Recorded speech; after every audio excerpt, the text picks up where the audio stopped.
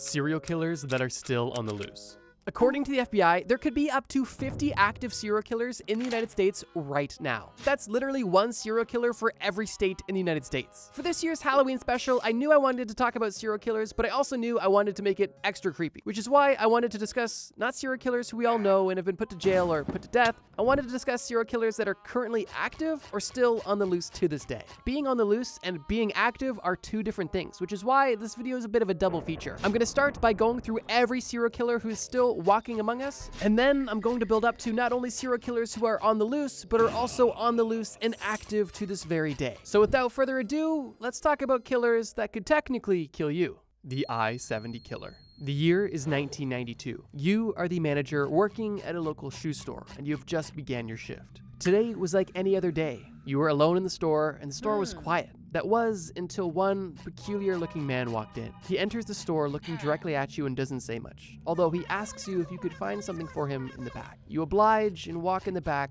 only to realize you've been followed.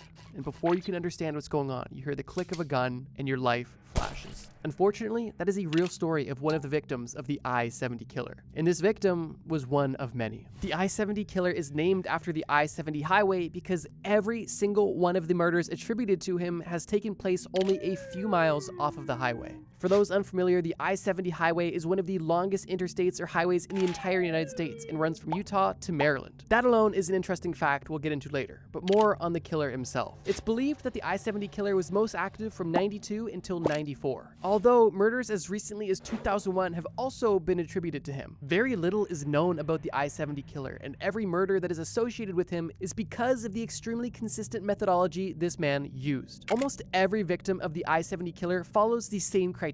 The victim was a woman working alone in a retail location only a few miles off the I-70 highway and was nearly clinically executed with a 22mm bullet to the back of the head. Now, interestingly, all of the murders attributed to the I-70 killer showed little to no signs of assault or robbery after the murder took place, meaning that this killer likely killed simply for the satisfaction of killing, which is just more evidence in case you weren't convinced that this person was twisted already. Now, it's important to note that there are a few murders from the I-70 killer that are a bit unorthodox. Specifically, a few murders that involved male victims, as well as a situation where two people were murdered at the same time, which was the first and only time that happened. And it's theorized by authorities that the I-70 killer believed one of the employees was alone, when in reality the employee and store owner were both present at the location, and the I-70 killer decided to kill both of these people. As of today, there's believed to be anywhere from 6 to over 9 killings attributed to the I-70 killer. And interestingly, with these murders taking place relatively recently, and the sheer volume of murders that took place, there is quite a bit of evidence and information taking place. But interestingly, even with technology that existed at the time, which was only the early 90s, and the technology that exists today, which is way more advanced, there is still absolutely no clue as to who the I-70 killer could be. And all we have are a few artist depictions based off of a few eyewitness accounts. My mind is still a bit blown that with over 6 active crime scenes that have all been extremely consistent in a relatively modern time period, we still have no real information, and it doesn't look like we're ever going to get any anytime soon.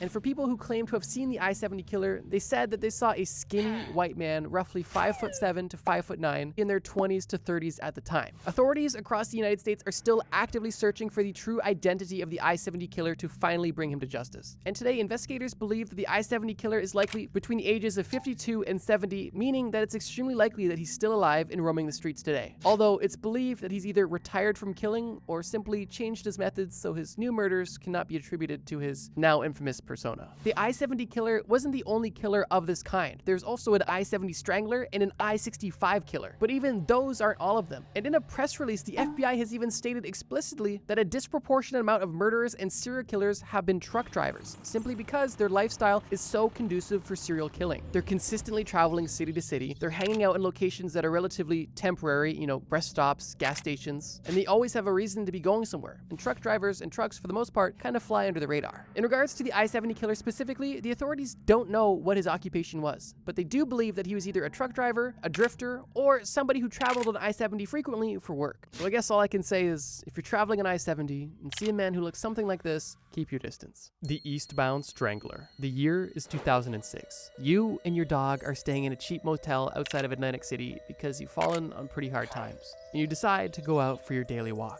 You walk your dog on the usual route around the motel when you notice that your dog is particularly inquisitive about something behind the motel. He keeps trying to draw you down to this drainage ditch, and while you're unwilling to go down there, you figure something suspicious is going on. You get back to your room and inform police, and after they arrive, they knock on your door and tell you that what you called them about was extremely concerning, and what was found in that drainage ditch was extremely disturbing. Inside that drainage ditch laid 4 dead women. All of the women that were found in this ditch were identified as sex workers in the area, and all of these women were laid extremely methodically. These women were all face down in the drainage ditch, roughly 6 feet apart from each other. All of their heads were pointed eastbound, and all of them were fully clothed except for having their socks and shoes removed. And all of them were strangled to death. The way that these women were killed and the way that their bodies were found is of course where the relatively twisted name of Eastbound Strangler came from. Now, basically everything I've just told you is almost everything that's currently known about the Eastbound Strangler. And unfortunately, that kind of just comes with the territory when you're talking about serial killers that are still on the loose. They're on the loose for a reason, and that's because not much is known, or at least not enough to find them, let alone convict them. And unfortunately, this leaves a lot of room to speculation. And I would argue that if this serial killer was at least strong enough to strangle and move the bodies of 4 women into a ditch, then it's likely that they weren't extremely old when these killings took place. And because these killings took place only 19 years ago, I would say it's very likely that whoever killed these 6 women is still alive today and possibly still active, because all of these 4 murders were only linked together because all of the bodies were found in the same place. But if this killer decided to just go in any other place in the country and kill somebody in any other way, well, nobody's going to really suspect the Eastbound Strangler, the Jeff Davis 8. Fortunately, the Jeff Davis 8 situation does have quite a bit of information surrounding it. However, this information, while not only upsetting, only leads to more questions than answers. The Jeff Davis 8, or the Jennings 8, refers to a series of murders that took place between 2005 and 2009 in the small town of Jennings, Louisiana. All 8 of the Jeff Davis 8 victims were women. But more interestingly than that, they were also connected to each other. Not only did they all live in similar circumstances of being young women struggling with poverty, drug use, and prostitution, but they also literally knew each other. Several of the victims in this case were also police informants, and some of these informants even ratted on each other to the same police station. And police station is something we'll discuss just in a sec. All 8 of these women were killed in similar ways and dumped in similar locations, with the murder methods used being strangulation, suffocation, or drowning. And the areas these bodies were dumped were either in swamps or canals in remote areas outside of Jennings. Now, it's reported that when these bodies were found, it's shown that there was an active attempt to have these bodies unidentifiable once found. And it's also suggested that whoever placed these bodies in these extremely remote locations was very familiar with the local terrain due to how specific these locations were and also how hard they were to get to. Off the bat, this case sounds like any of our other cases. Sure, a group of women unfortunately were killed and went missing because they lived in unfortunate situations and were vulnerable to psychopaths that were looking to kill innocent people. But once you look deeper into this case, you realize that while there very likely could have been a serial killer who killed these 8 women,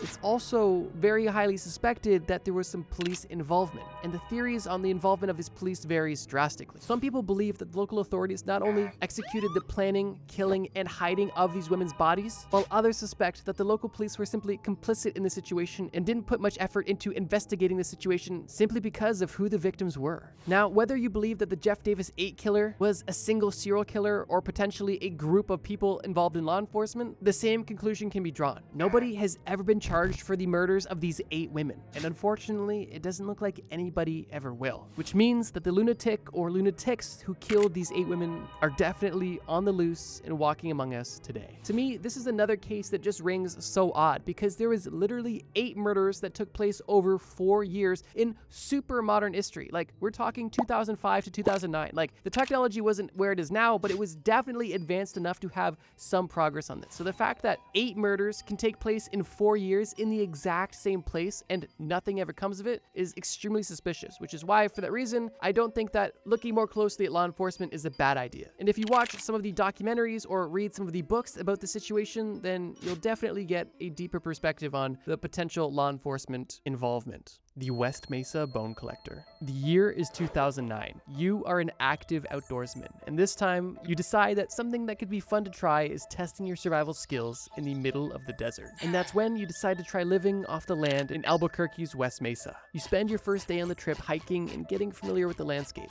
until while hiking through a mesa you see something sticking out of the ground. It doesn't look like a flower or cactus, and as you get closer you realize that this is a bone, but it doesn't look like any animal bone you've ever seen. and you realize that what you're looking at is a human bone. Immediately, you call the authorities, and within hours, the police have not only dug up one body, they've actually dug up the remains of 11 women and girls. The West Mesa Bone Collector is, first of all, just an insane name to give a serial killer, and second of all, one of the most infamous unsolved cases in modern history. It's unnerving how recent some of these cases are and how little information is actually available. In the case of the West Mesa Bone Collector, the bodies were discovered in 2009. However, it's believed that the murders took place from 2001 until 2005. Following the unfortunate trend already evident in this video, all of the victims of the West Mesa Bone Collector were women. But not only were they women, some of these women were sex workers, and some of them were just struggling with homelessness and addiction. But definitely most saddening of all is some of these women weren't even women at all. Out of all of these 11 victims, well, technically 12, one was a 15-year-old girl and one was an unborn child. Because all of the bodies were skeletal remains by the time they were finally found, authorities were not able to determine a definitive cause of death, although they did say that trauma on the body was evident. And while the murder methods of the Mesa killer are unfortunately unknown, the one consistent variable in the situation is the method of hiding the bodies. Every single one of these 11 bodies was hidden in the exact same location, with the bodies being wrapped and then placed underground in an active effort to make sure these bodies were never found. And while the bodies were eventually found, the killer never was. At least not yet. And once again, this is another upsetting situation of potential mismanagement from the authorities. Because seriously, how do at least 11 women go missing in 4 years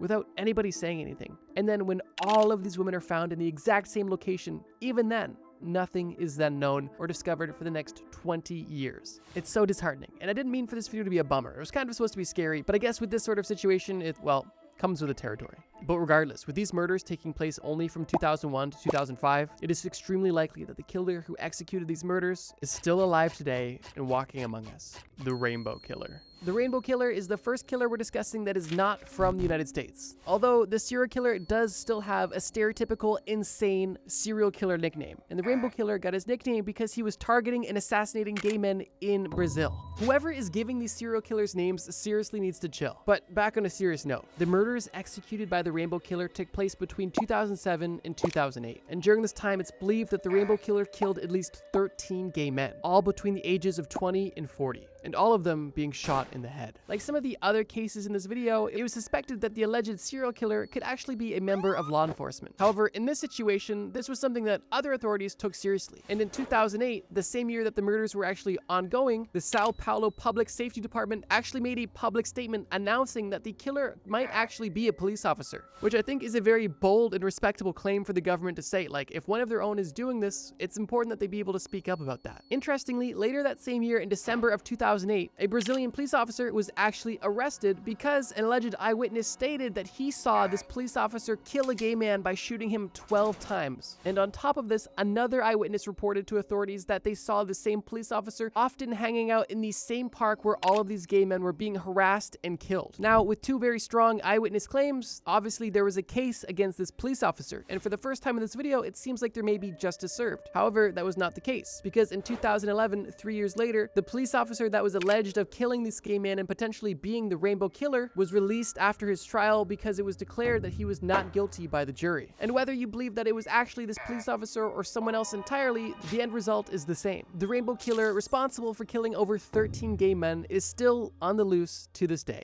The vending machine murders. The year is 1985, and you are excited because you are on your first trip to Japan. You told yourself that on this trip, you're gonna live like the locals, and it was at this point that you decided to get involved into vending machine culture. Luckily, vending machines are something that are not hard to find in Japan, and you quickly on your walk are able to find one on the side of the road. You walk up to this vending machine fully intending to buy a drink when you realize that there was actually a perfectly good sealed drink sitting on the top of a vending machine. Knowing that Japanese culture is so wholesome and giving, you realize that somebody must have bought this just to give away for free, and you decide to receive the gift. This drink was an orange flavored energy drink, and that was something that you were honestly kind of craving at that time. After drinking the drink and going on with your day, you realize that you don't really feel too good. You go home feeling sick, trying to sleep it off, but when you get into your bed to take a nap, you never woke up. The story I just told is based off of the reality of 13 people in Japan. From April to November in 1985, 13 people were murdered and 35 people got seriously sick because they drank poisoned drinks left on the top of vending machines. Now, if you're asking yourself, who's just drinking drinks left on the top of vending machines? Well, a lot of people actually, and that's because this drink at the time was having low sales. And because these drinks were having low sales, they were offering buy one, get one free promotions in certain vending machines. So it wasn't necessarily uncommon to find the extra bottle left on top as a gift on top of the vending machine. And because people knew that this promotion was going on, and they had seen in other places this drink was left on top, it wasn't unheard of to take this drink or potentially even leave this drink for someone else. But unfortunately, this fun gesture of paying it forward was severely abused by one or potentially multiple twisted individuals when they decided to leave laced drinks with paraquat on top of vending machines. Paraquat was a very popular herbicide, and while it was a popular herbicide, it also wasn't a stranger to deaths, as in the previous year of 1984,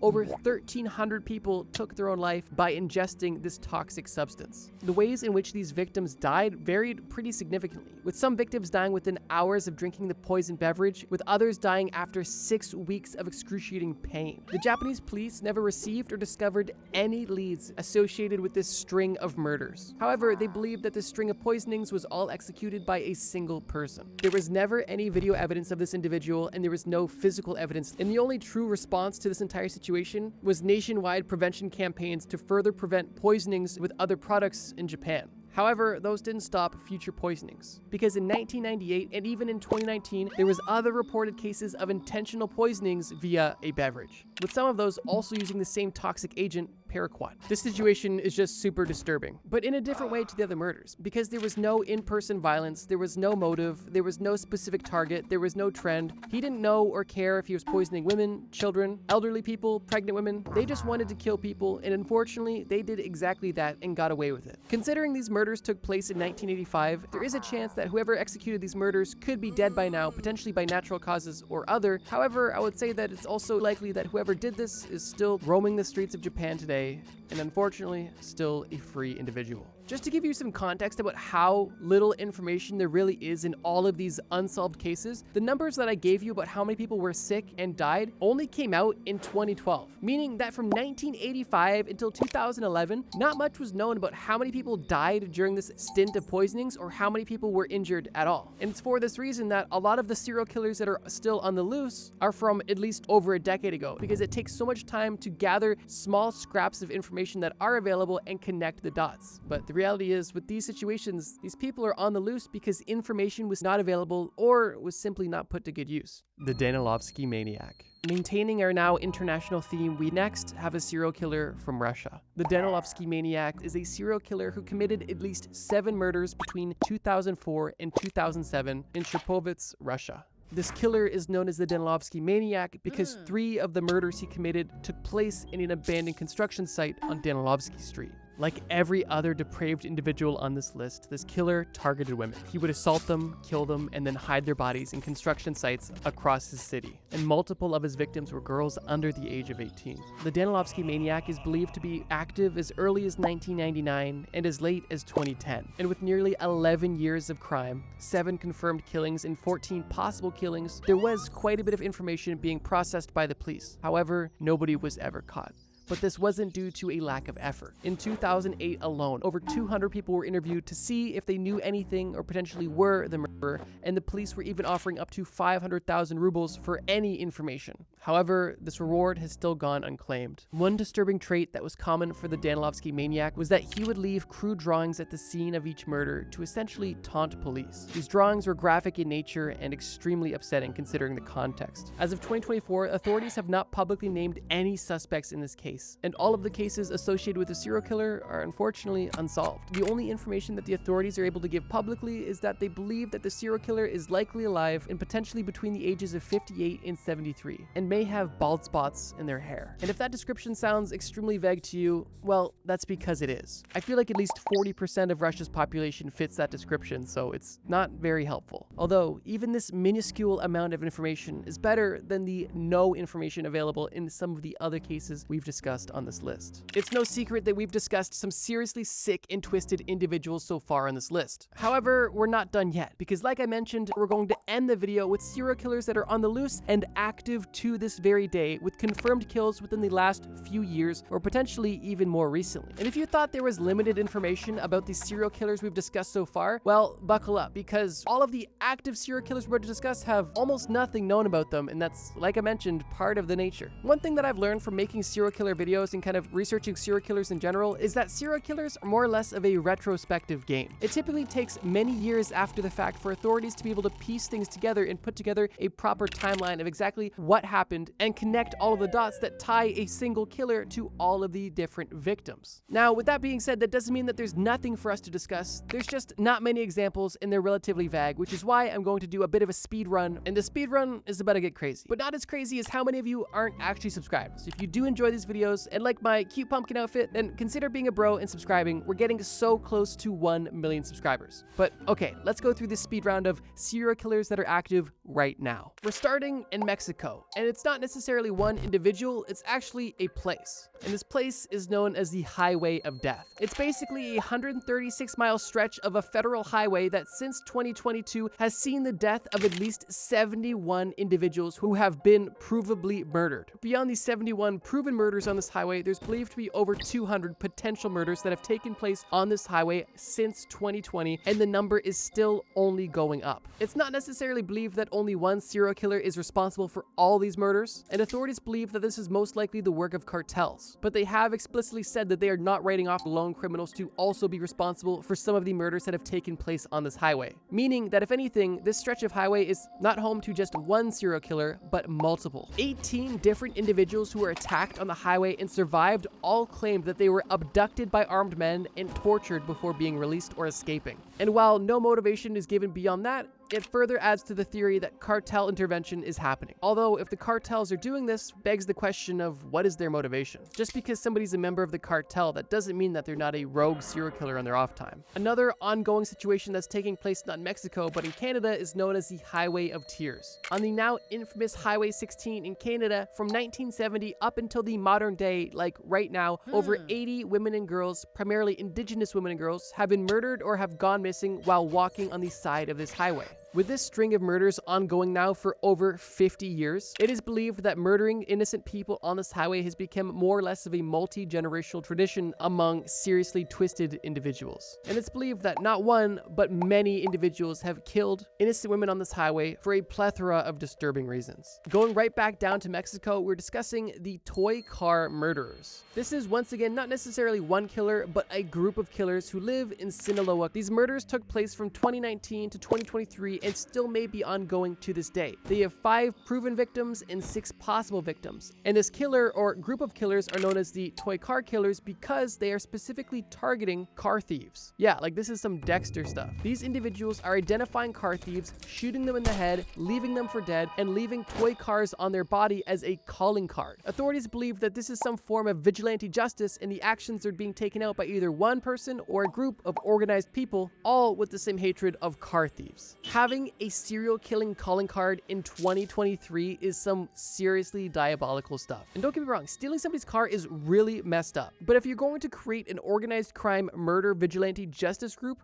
I feel like there are probably other crimes you could go after rather than car thieves. But that's just my 2 cents. Not advocating for vigilante justice or murder, but I'm just saying, like, I feel like there's probably other things you could be more motivated by, but what do I know? Heading over to the States, we have the Little Rock serial stabbings. From 2020 to 2021, there were 3 confirmed fatal stabbings in Little Rock, Arkansas. All 3 of these stabbings were believed to be committed by the same person, and unfortunately, there is absolutely no information about who was stabbing these people and why they were stabbing these people. Authorities are actively investigating the situation, and hopefully justice and answers are brought forward soon. Jumping over to Pakistan, we have the Jankil grave. In 2020, a grave containing the bodies of 4 teenage boys was found. One of these boys was decapitated, one of them was shot, and 2 of them were stoned to death. The only connection between all of these bodies were the fact that they were buried in the same place. But beyond that, nobody knows who killed these boys, why they killed them, or when this even happened. This situation has been going since 2020, and minimal updates have been provided since then. There has been numerous protests in Pakistan demanding justice for these young boys, but unfortunately, answers or justice have not been given yet, and this killer, along with all others, are still at large. Heading over to Mali, of all places, we have the Fana beheadings, which took place from 2018 to 2022 when 10 confirmed individuals were beheaded in a ritualistic decapitation. Upon investigation, it was confirmed that none of these victims had anything in common, and their heads were eventually found separately, but all of these bodies had their blood drained, which is why it was believed these bodies were used for ritualistic purposes. Since these murders, investigations have been ongoing and updates have been minimal. However, these murders did shock the region of Africa, and the UN has actively inserted themselves in the situation to try to, quote, continue to make sustained efforts to protect civilians. And for the final entry on this entire list, we have a man named Vampire, a Kenyan serial killer who was active from 2022 to 2024, and in that time killed a confirmed 42 women. Vampire is a 33-year-old Kenyan man in Nairobi, and after his 42 woman killing spree from 2022 to 2024, he actually was arrested, but shortly after being arrested, escaped custody and has not been heard from or seen since. It is believed by some in Kenya that the police actively aided in the escape of the serial killer, which is extremely disheartening if true. As we conclude this video, I do just want to make a quick reminder that everything I discussed in this video is real. These are real victims with real families and real friends and real lives destroyed and ruined and taken. I try my absolute best to make these videos informative and respectful. The scariest cults from around the world.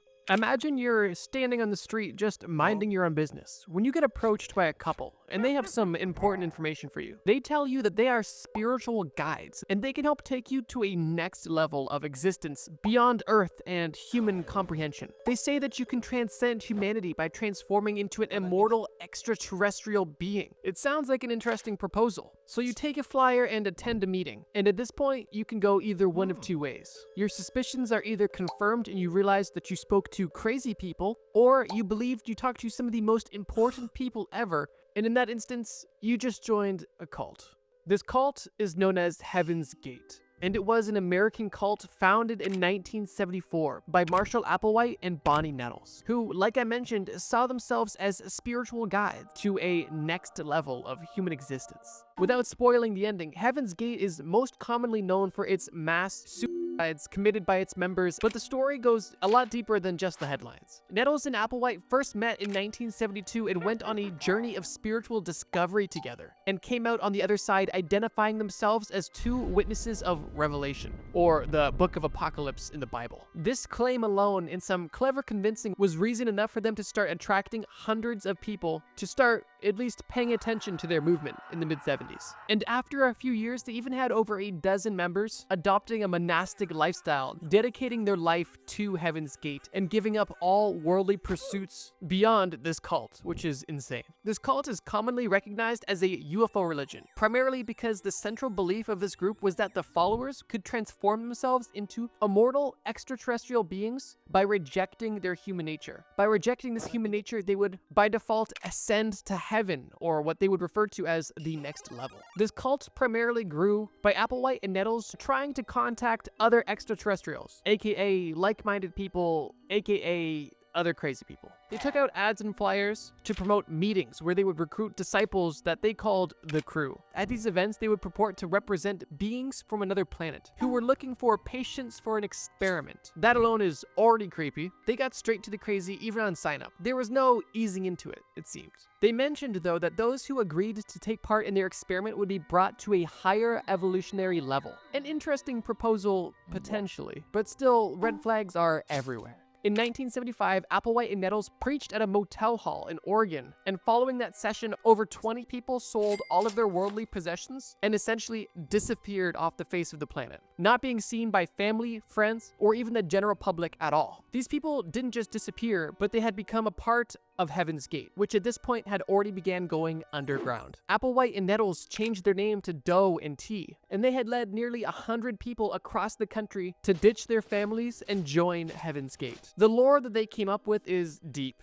and it's a really weird twist on a lot of existing religious texts and theories about history. But one of the more interesting claims they made is that they believe that Jesus himself was an alien, which is an interesting take for sure. But what's more interesting is what happened in October of 1996. The group rented a large house that they called the Monastery, which was a 10,000 square foot mansion in California. At the time, they were paying $7,000 per month in rent cash, and they even took out alien abduction insurance on each of their members with a $1 million payout per person. Which, who the hell is selling alien abduction insurance? But that's a side point. That's a video about insurance scams, not cults. Now, this house isn't the interesting event, but it's the precursor to what really put this cult on the map. Nearly 1 year into renting the monastery, Applewhite taped a video of himself entitled Doe's Final Exit, where he spoke on mass death and how it was the only way to evacuate this Earth. He was convinced that the comet Hale-Bopp was the sign that the group had been looking for, and speculated that there was a UFO following this comet. And because of this, Applewhite and 38 of his followers prepared a ritual death. This death lined up exactly with when the comet was closest to the Earth, so that their souls could reach the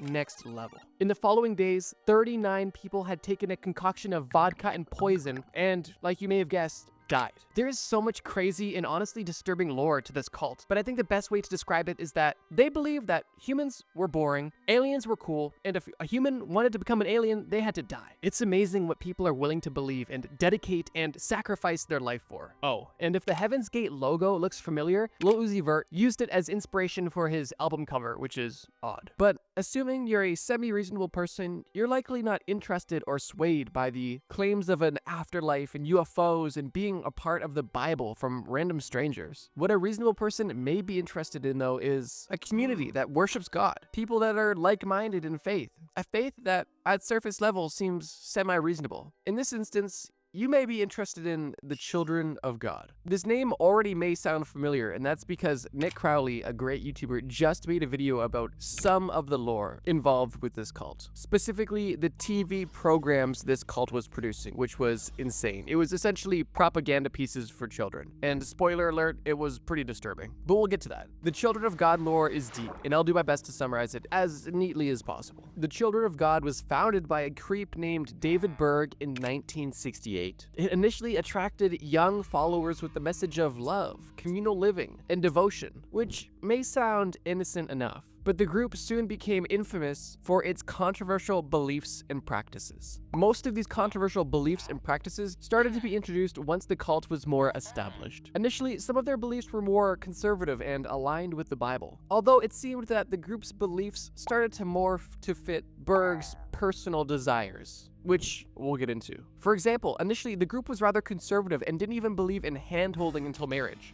But once Berg had an affair with his assistant, he then started spreading messages of polygamy, which turned into what he called sharing, which we'll get into, and that gets a lot darker. Before we get too into the weeds, let's give some context. This group was founded with a core focus on an apocalyptic prophecy, where Berg was claiming that the world was set to end in 1993. And the purpose of this group was to promote love and devotion to God so that they could be saved during this apocalypse. They spread their messages through song and dedicated as much time as possible to praising God before the end times. Child members of this group were not even educated because they saw it as a waste of time because the world was ending soon anyway. So all of the children and adults in this group were simply sitting, hanging out, singing songs, waiting for the end of the world, which to me doesn't sound like a great time. But that's just me. Floor Edwards, a previous member of the Children of God, said this about the cult's mindset at the time. Quote, "For many it was euphoric thinking about the afterlife. We earned that spot in heaven. We were the chosen ones." That's definitely a take on it. Interestingly, Berg wasn't seen very often by most of the cult members, as at its peak, the group had over 10,000 members worldwide. Although he was in consistent communication with all of his followers through what he called Mo letters, which was essentially daily propaganda pieces, where he would take Bible verses and intertwine them with his own twisted doctrine, which, like I mentioned earlier, evolved over time. These Mo letters included instructions that his followers must follow, and strangely enough, a lot of the imagery in these letters was rather graphic.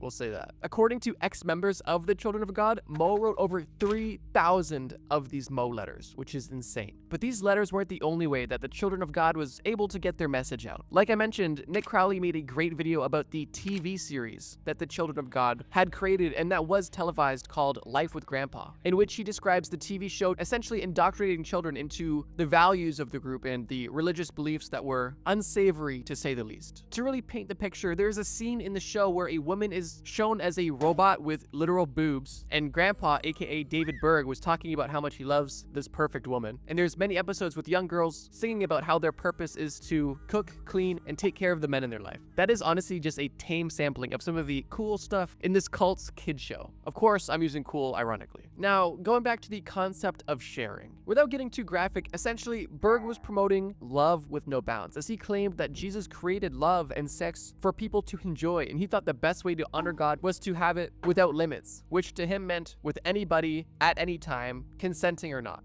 which also included with children, which is obviously disgusting. Former members who were children at the time said that they felt pressured to do anything with anyone because they knew if they said no that they would be punished by God and potentially not accepted into heaven when the apocalypse came, which was, in their mind, soon. This, unsurprisingly, led to widespread allegations of sexual exploitation and abuse, of course, including minors. The Children of God faced significant backlash and legal scrutiny due to the reports of emotional, psychological, and sexual abuse among members, although that wasn't quite enough to take it down fully. That was the bump in the road for the group. After David Berg died, his assistant, who he was having the affairs with, took over the group and tried rebranding the group multiple times in an attempt to distance it from its dark past. And they even tried to renounce some of their harmful practices. However, the decades of trauma experienced by former members was an inseparable part of the cult's history. And with the death of David, the rebrands, and all of the allegations, the group went from over 10,000 members worldwide to today being a small underground internet community.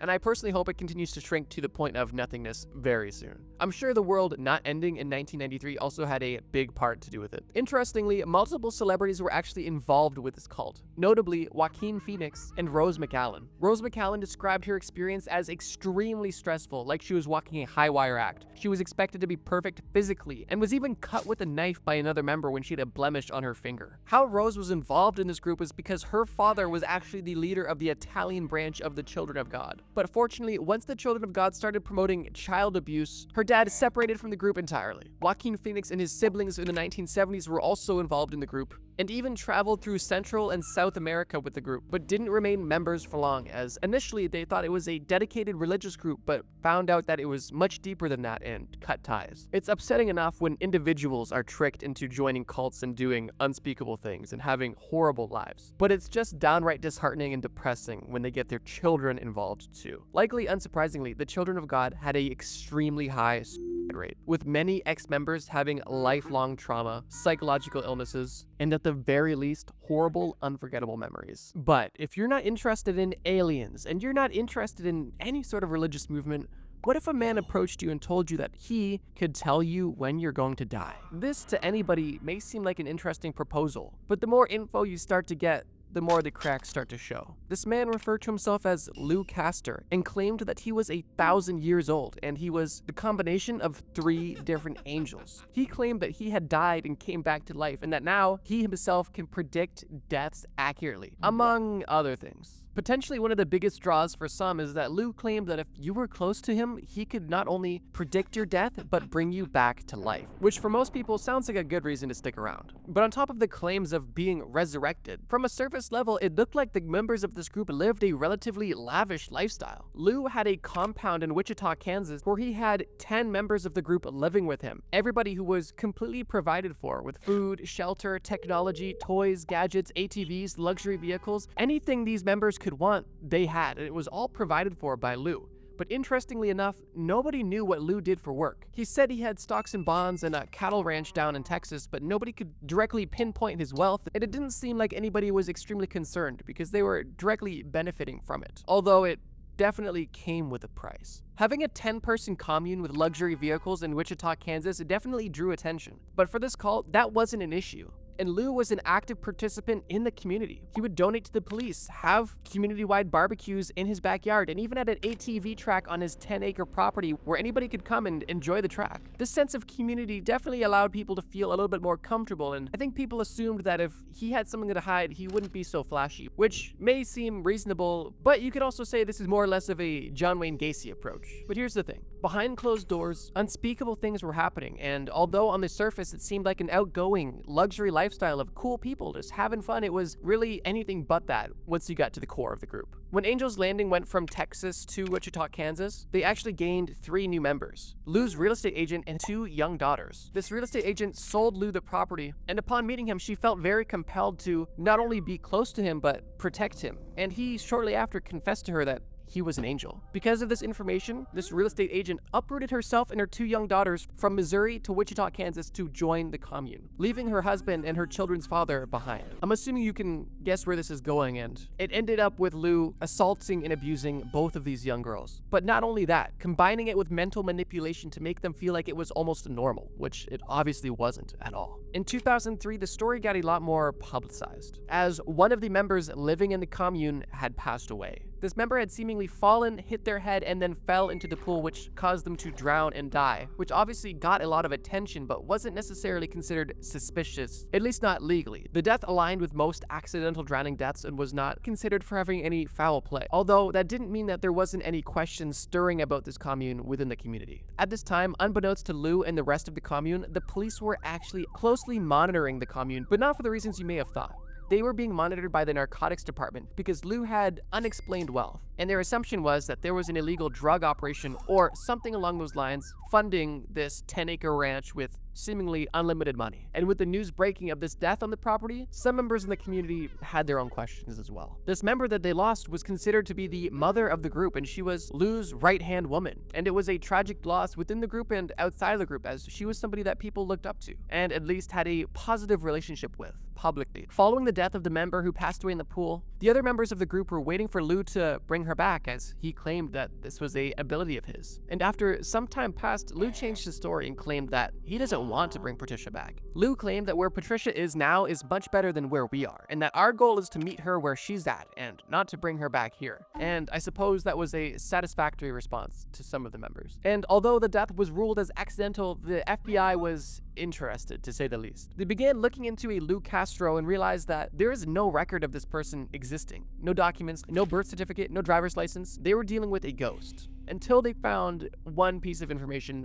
referencing the name. This was an obituary for a woman he used to live with in a previous smaller commune. This woman had passed away with her new boyfriend and daughter during a leisure flight, and unfortunately, shortly after takeoff, this entire group passed away. It's an interesting side note, but Lou was previously a plane mechanic. That, again, was ruled as an accidental death. But the coincidences are starting to kind of fall apart here. 3 years after the death of the woman in the pool, her husband, another member of Angel's Landing, was killed as well. He was working on his car and laying underneath a vehicle when his jack failed, crushing and killing him. The unfortunate and tragic death of this second member of Angel's Landing was a pivotal moment in discovering the truth. Like I mentioned, the Angel's Landing group was already under investigation secretly by the FBI and local authorities. But once 2 accidental deaths took place within 3 years, they cranked up their search and began looking at alternative means of information. And one thing they found that cracked this case wide open was the insurance payouts on these group members. Both Patricia, the woman who died in the pool, and her husband, who died under the car years later, had large life insurance policies, both of which specifically paying out to the Angel's Landing group, which was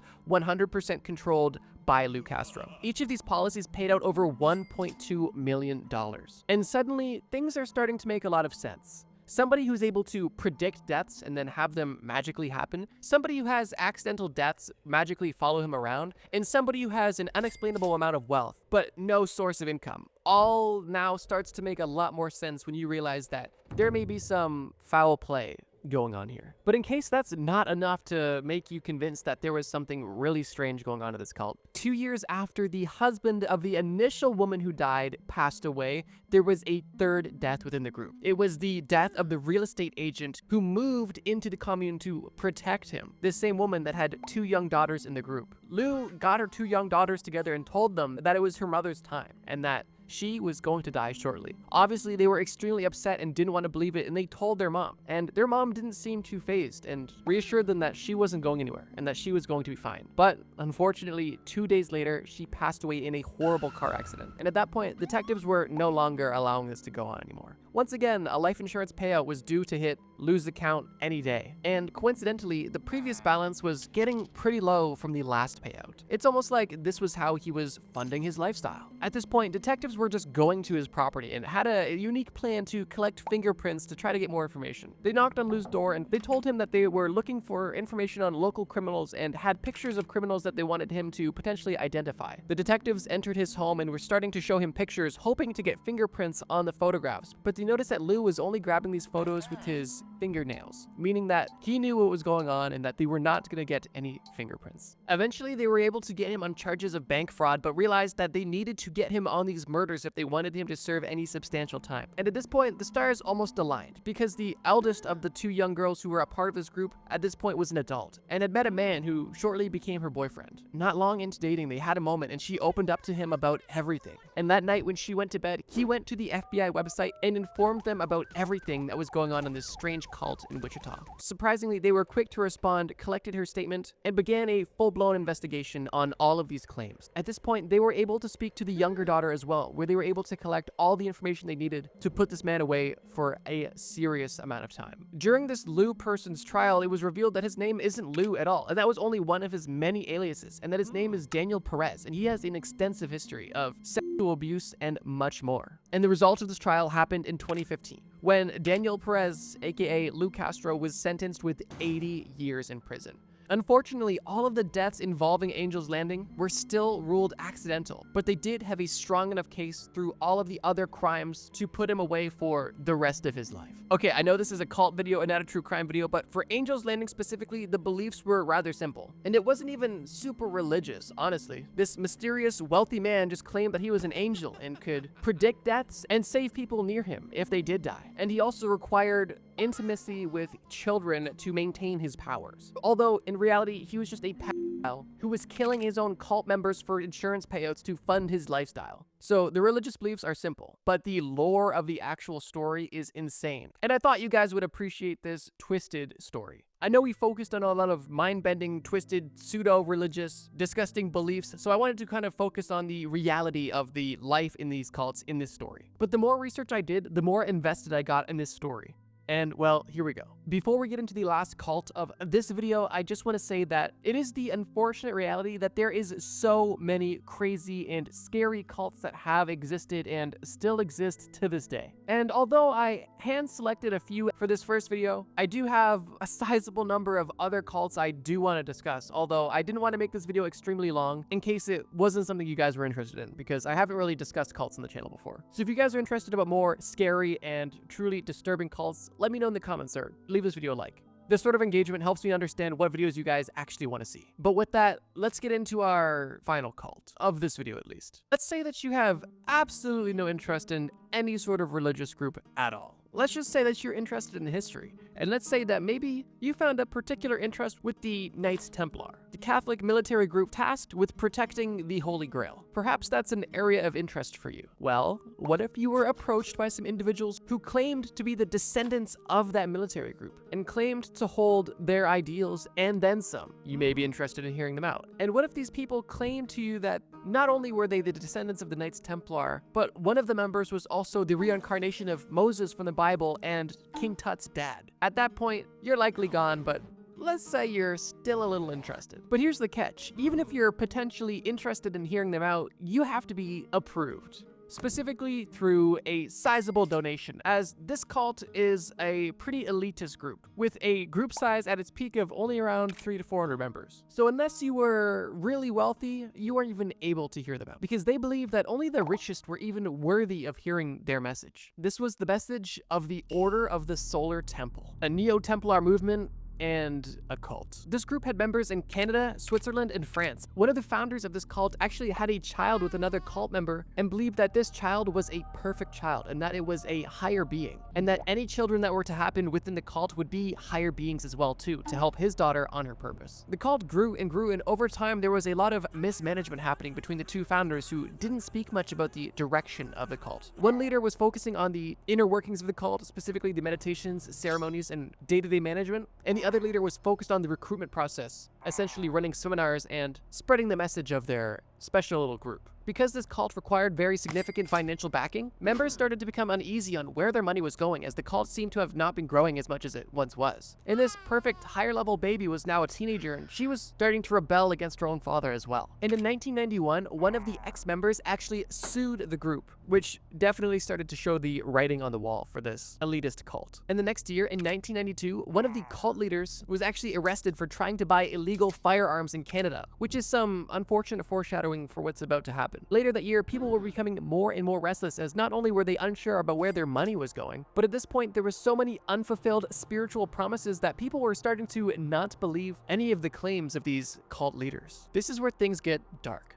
As the cult was beginning to crumble and they were losing members and backing, they felt that they needed to figure out something quick, and they decided that they needed to have a transition within their movement. This was a transition to another world. At this point, they began to prepare themselves and certain high-ranking people within the Solar Temple that they believed would be highly favored in this new world, aka people that they probably thought they could manipulate. While they were prepping their members about how to transition into this new world, they were also planning how they would get revenge for those who they felt betrayed them, aka people who saw through the lies and left. The spree of this cult's revenge, starting with highly ranking cult members showing up at the door of previous cult members and stabbing their 5-month-old baby in the heart, as the leader of the Solar Temple claimed that this baby was the Antichrist, when in reality, the parents of this baby, who were also murdered in this horrific event, were simply people who didn't listen to the Solar Temple's demands, which were that they didn't get married and didn't have this baby because it wasn't what the higher beings wanted. It was essentially a power struggle that these former members were no longer interested in playing into. After this horrific murder, there was other instances of strange murder suicides until one of the most insane events associated with this cult happened. On the 5th of October in 1994, 23 people were found dead in a burning chalet in Switzerland. Their bodies were arranged in a circle, and they were all wearing ceremonial robes. After this mass death event, which was more murder than suicide, as most of the participants in this group didn't realize that they were going to be killed and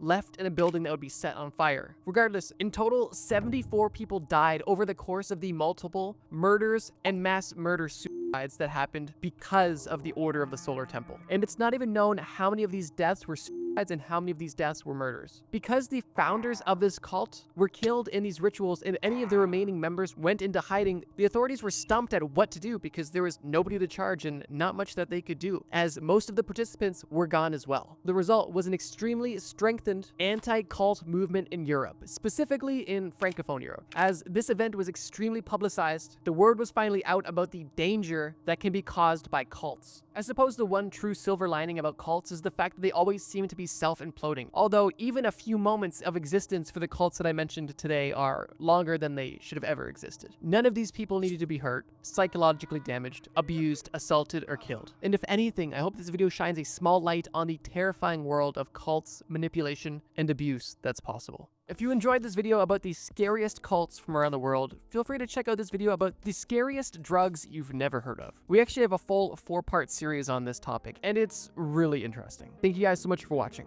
and as always, trust me, bro.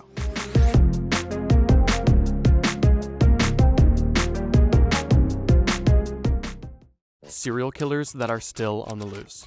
Wow, you guys really loved part 1 to this series. The first video I made about a month ago had literally 1 million views in 2 days and over 2 million views in the first week. Safe to say, you guys are interested in serial killers that are on the loose, and unfortunately, there is still more to discuss, so buckle up. In case you didn't watch the first part of the series, don't worry, let me get you up to speed. According to the FBI, there could be up to 50 active serial killers on the loose in the United States at any given moment. And I think it's important to make that distinction, because being on the loose and being active are 2 different things, which is why this video is a bit of a double feature. I'm going to start by discussing every serial killer that is currently walking among us, and then I'm going to end the video with not only killers that are on the loose, but killers that are on the loose and active to this very day. But without further ado, let's get to this part 2 of killers that could technically kill you. The Texas killing fields. The year is 1977, and it's a hot Texas night in the middle of July. You are heading back home after an evening of spending time with your friends, when you decide to pull into a gas station and top up your tank and grab a drink. Once you get back to your vehicle, it's not unlocking, and you notice that your keys are on the driver's seat. This was a common mistake that you've made numerous times before. However, they've never had quite the same outcome.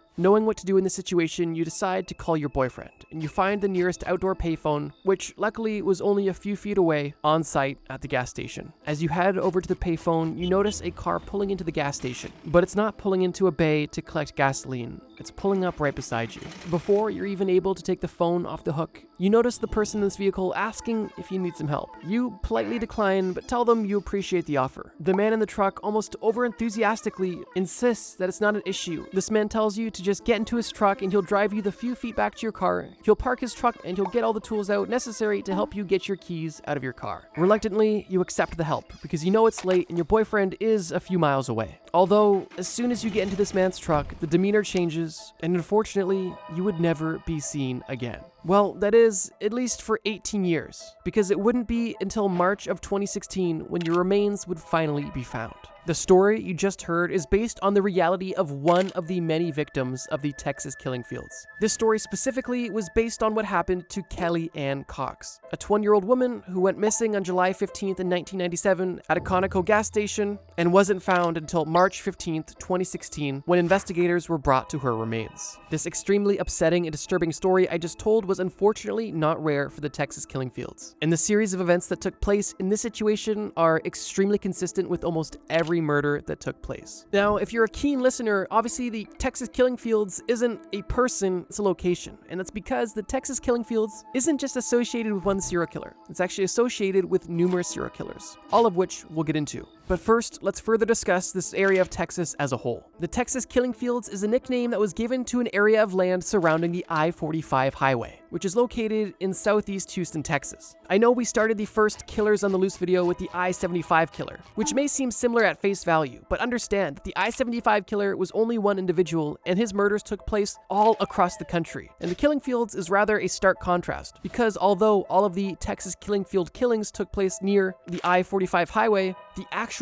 area where the bodies were found was extremely compact, specifically being a 25-acre patch of land in League City, Texas. And it's in this patch of land where over 34 bodies have been found since the 1970s. And as I stated previously, it's not only suspected, but confirmed that numerous serial killers have been active in this rather confined area. Now, focusing in on this area for a second, what makes this area so special? Is there something in the water that's just causing these Texas residents to begin killing, or is there more to it? And while it hasn't officially been confirmed, authorities who have been working the case for decades now have more or less come to the conclusion that the Texas killing fields are a perfect place to kill somebody and get away with it, which is a terrifying quote to hear from law enforcement. But to further drive this point home, Amy Mann, who actually directed the Texas Killing Fields movie in 2011, said this about the Killing Fields patch of land, quote, "You could actually see the refineries in the south end of League City. You could see the I-45, but if you yelled, no one would necessarily hear you. And if you ran, you wouldn't necessarily have anywhere to go." And that quote alone kind of highlights how there are two major landmarks in the killing fields. However, neither of them are extremely helpful for somebody who is being victimized in between the two. And because of this, if you are somebody who is traveling in this area alone, you are unfortunately vulnerable. And while the Texas killing fields may be in a bit of a unique geographical location, this part of Houston isn't the only part of the country that's like this, so part of me feels like there's more to it. But honestly, that's just speculation. Focusing back in on the victims of the Texas killing fields, as of right now, at least 34 bodies have been recovered in this 25-acre patch of land. And these murders have been happening as early as the 1970s and as recently as the late 2000s. And if you watched part 1 or watch basically any true crime at all, then you can probably theorize on who was the primary target of the Texas killing fields. The victims were, of course, young women,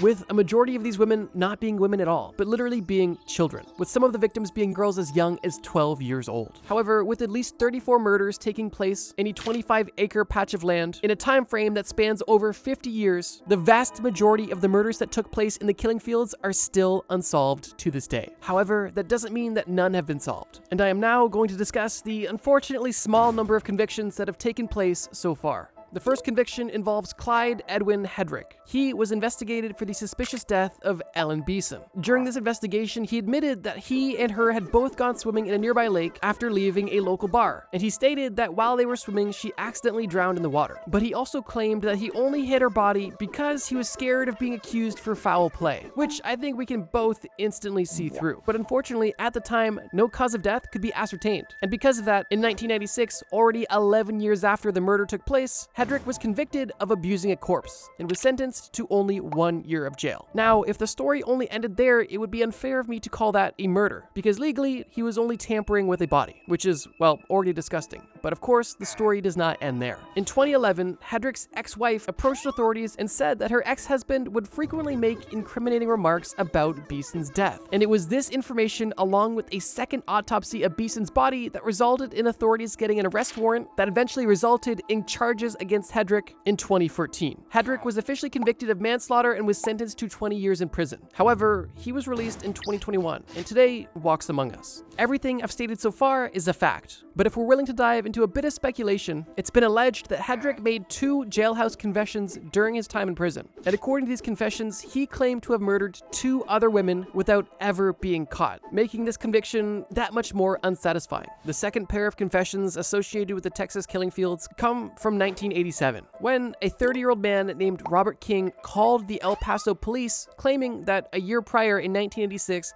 him and his friend attacked, assaulted, and murdered a young woman named Shelley Sykes. These men were promptly arrested, and they made a deal with authorities that if they could show the police where the body was, they would avoid life sentences. However, during the investigation, they were unable to uncover the body. And because of this, these 2 men were only convicted of aggravated kidnapping, but still received life sentences in 1998. These 2 men, while obviously monsters, are no longer an issue, because both of these men had died behind bars, one in 2015 and one in 2020. The third conviction involves a man named Kevin Smith. In 1996, a 13-year-old girl named Crystal Baker left her grandmother's house to go use a payphone to call her friend to ask her friend if she could stay over. And during her trip from her grandmother's house to the payphone, she was picked up, assaulted, murdered, and dumped, and her body was only found 2 hours later. However, although her body was only found 2 hours after the incident took place, it would take 16 years for justice to be served. And that's because in 2009, Kevin Smith was arrested on a drug charge in Louisiana. And around that same time, DNA evidence from Baker's dress was also being analyzed. And with both of these investigations taking place at the same time, a connection between the two was made. And in 2012, Smith was found guilty of capital murder, where he is currently spending a life sentence in prison. And the final conviction associated with the Texas killing fields involves William Lewis Reese. In May of 1997, Reese was arrested for kidnapping and attempting to murder a 19-year-old girl. During this kidnapping, this woman was fortunately able to escape, and he was found and convicted and sentenced to a 60-year prison term. During his time in prison in 2015, his DNA was linked to another murder that took place in 1997, the same year he kidnapped the victim we just spoke about. After this connection was made and the metaphorical cat was out of the bag, Reese confessed to 4 additional murders and was sentenced to death. On top of all of these 4 convictions that took place, there was also an additional 3 suspects that were very likely involved with some of the murders but were never charged. Now, to bring the Texas killing fields back to the original point of this video, as you can see, with only 4 convictions taking place, with a total of 7 confirmed murders within those 4 convictions, that still leaves 27 unsolved murders that have taken place in the Texas killing fields. Meaning that it is an undeniable fact that there are multiple killers and likely serial killers that are on the loose who have actively participated in the atrocities of the Texas killing fields and were never caught. I know this first section was a bit longer than normal, but this story truly has so much depth, and I wanted to bring some of that to light. The Monster of Florence. The year is 1985. You are an Italian man in your early 20s. The girl that you've been seeing at school has finally agreed to go out with you, and tonight was the big night. It's a warm September's evening, and you go to pick her up at her house, and you plan on taking her to a place that was private and secluded, so both of you could have a conversation and potentially more in peace. After a long but pleasant drive down a dirt road, you get to your destination, and you and your date begin to discuss life, school, career paths, and you both are really hitting it off. Even though this moment has been something you've been dreaming of, something feels off. You know you're alone, but for some reason, you feel like you're being watched. Your date begins to kiss you, but for some reason you just can't seem to put your guard down.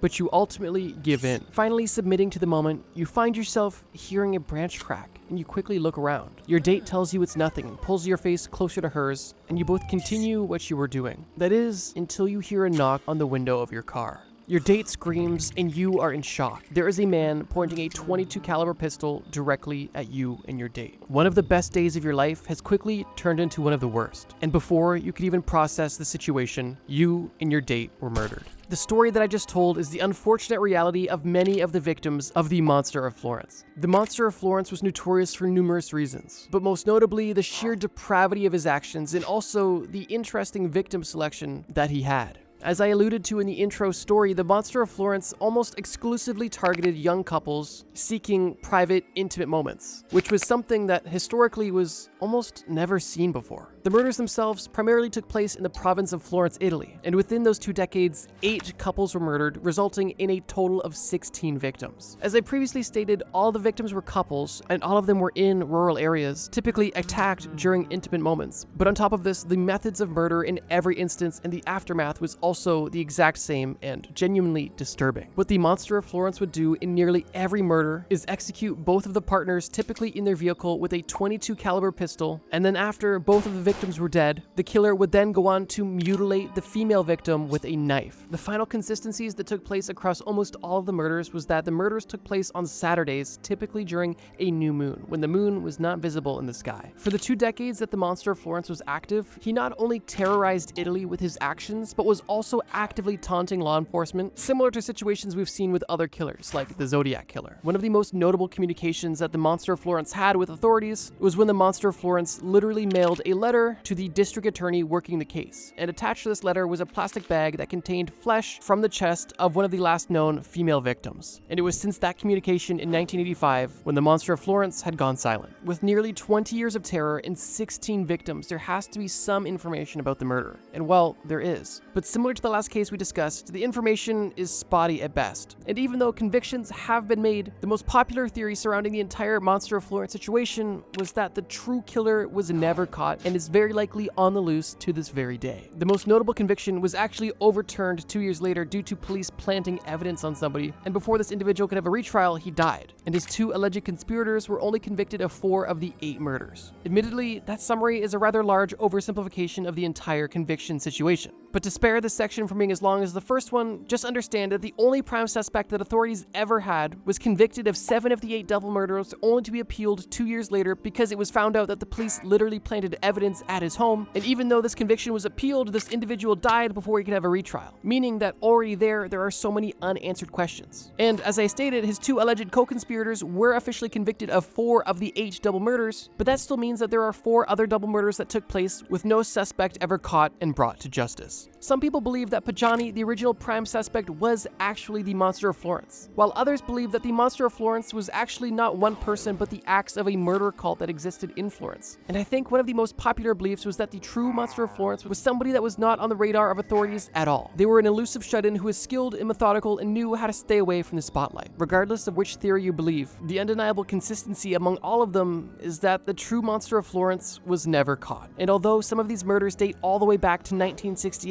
there is still a likely chance that the Monster of Florence, or at least one of the Monsters of Florence, is still on the loose to this very day. The Monster of the Andes. Since we're already discussing monsters from other parts of the world, I figured Pedro Lopez, the Monster of the Andes, would be the perfect next entry for this list. Unintentionally, part 1 of this series was pretty US heavy, so for that reason, I tried to make part 2 a bit more international. But with that being said, let's focus back in on the Monster of the Andes. The Monster of the Andes was a nickname given to Pedro Lopez, a Colombian serial killer with probably one of the most insane stories you've ever heard. Pedro Lopez was born in 1948 and committed his first murder in 1969. Over the course of 1969 to 1980, Pedro Lopez assaulted and killed anywhere from 110 to over 300 victims. Most of his victims, unsurprisingly and disturbingly, were young girls, and he committed these atrocities in Colombia, Ecuador, and Peru. Now, stating that these murders took place from 1969 to 1980 is a bit deceptive, because although the first murders that Pedro Lopez committed was in 1969, it would be the only murders he would commit until he was released from prison in 1978. And if you're following along, yes, Pedro Lopez's first murders actually took place in jail. In 1969, Pedro Lopez was sentenced to 7 years in prison for stealing a car. And after only 2 days in jail, he was assaulted by 4 men in that prison, and instead of reporting this crime, he decided to kill all 4 of these men with a makeshift knife. These murders were deemed self-defense, but it still added 2 years onto his prison sentence. And it wasn't until 1978 when he was a free man once again and decided to begin killing innocent people. From 1978 to 1980, Pedro himself confirmed that he killed over 100 girls, and these girls were primarily street children that came from indigenous tribes, meaning that they were largely unverifiable. And it was that fact alone that allowed him to get away with such heinous acts for so long. It's insane to just think that somebody was able to kill over 100 people in only a 2-year span. That is on average a murder per week consistently for years. Now, here's the deal. At this point, you might be asking yourself, obviously there's no way that this man is on the loose today if we know who he is, and there is reports of him being in, well, at least the zeitgeist of authorities, but that is unfortunately where things take a turn. You see, early on in Pedro's killing spree, he was active in Peru, and he was actually captured by a Peruvian tribe when he was trying to steal a child. The local tribesmen literally tried to kill Pedro by burying him in sand, pouring syrup on his face, and allowing ants to get at him. But an American missionary convinced the tribe that instead of murdering Pedro, they should allow the American missionary to take him to the police. And reluctantly, they agreed. But unfortunately, this missionary took Pedro to the authorities, and the authorities did not detain Lopez. They simply banned him from the country. And after Pedro was banned from Peru, he continued his killing spree in Ecuador. And it wasn't long until Pedro was once again caught trying to steal a child from a village. But this time, the people were able to detain him until police arrived. And once police arrived, he was this time actually arrested. And during his interrogation, he began to talk. As I stated earlier, during this interrogation, Pedro admitted to killing over 100 girls. But at first, the police simply didn't believe him. That was until Pedro was able to bring the authorities to the remains of 53 of his victims. When at that point, the police obviously believed that they had a true insane monster in their hands. It's even stated that Pedro tried his best to take the innocence of as many children as possible because he said that the same thing happened to him as a boy, which only further shows the depravity of this insane individual. Even though when in police custody, Pedro admitted to the murder of at least 350 girls, during his trial, Pedro was only charged with the murder of 57 and found guilty for the murder of 3, which I have no idea how you can literally say you killed someone, take the police to their bodies, and not be convicted. But regardless, for these 3 murders he was found guilty of, he served a 16-year prison sentence, which was the maximum at the time, which is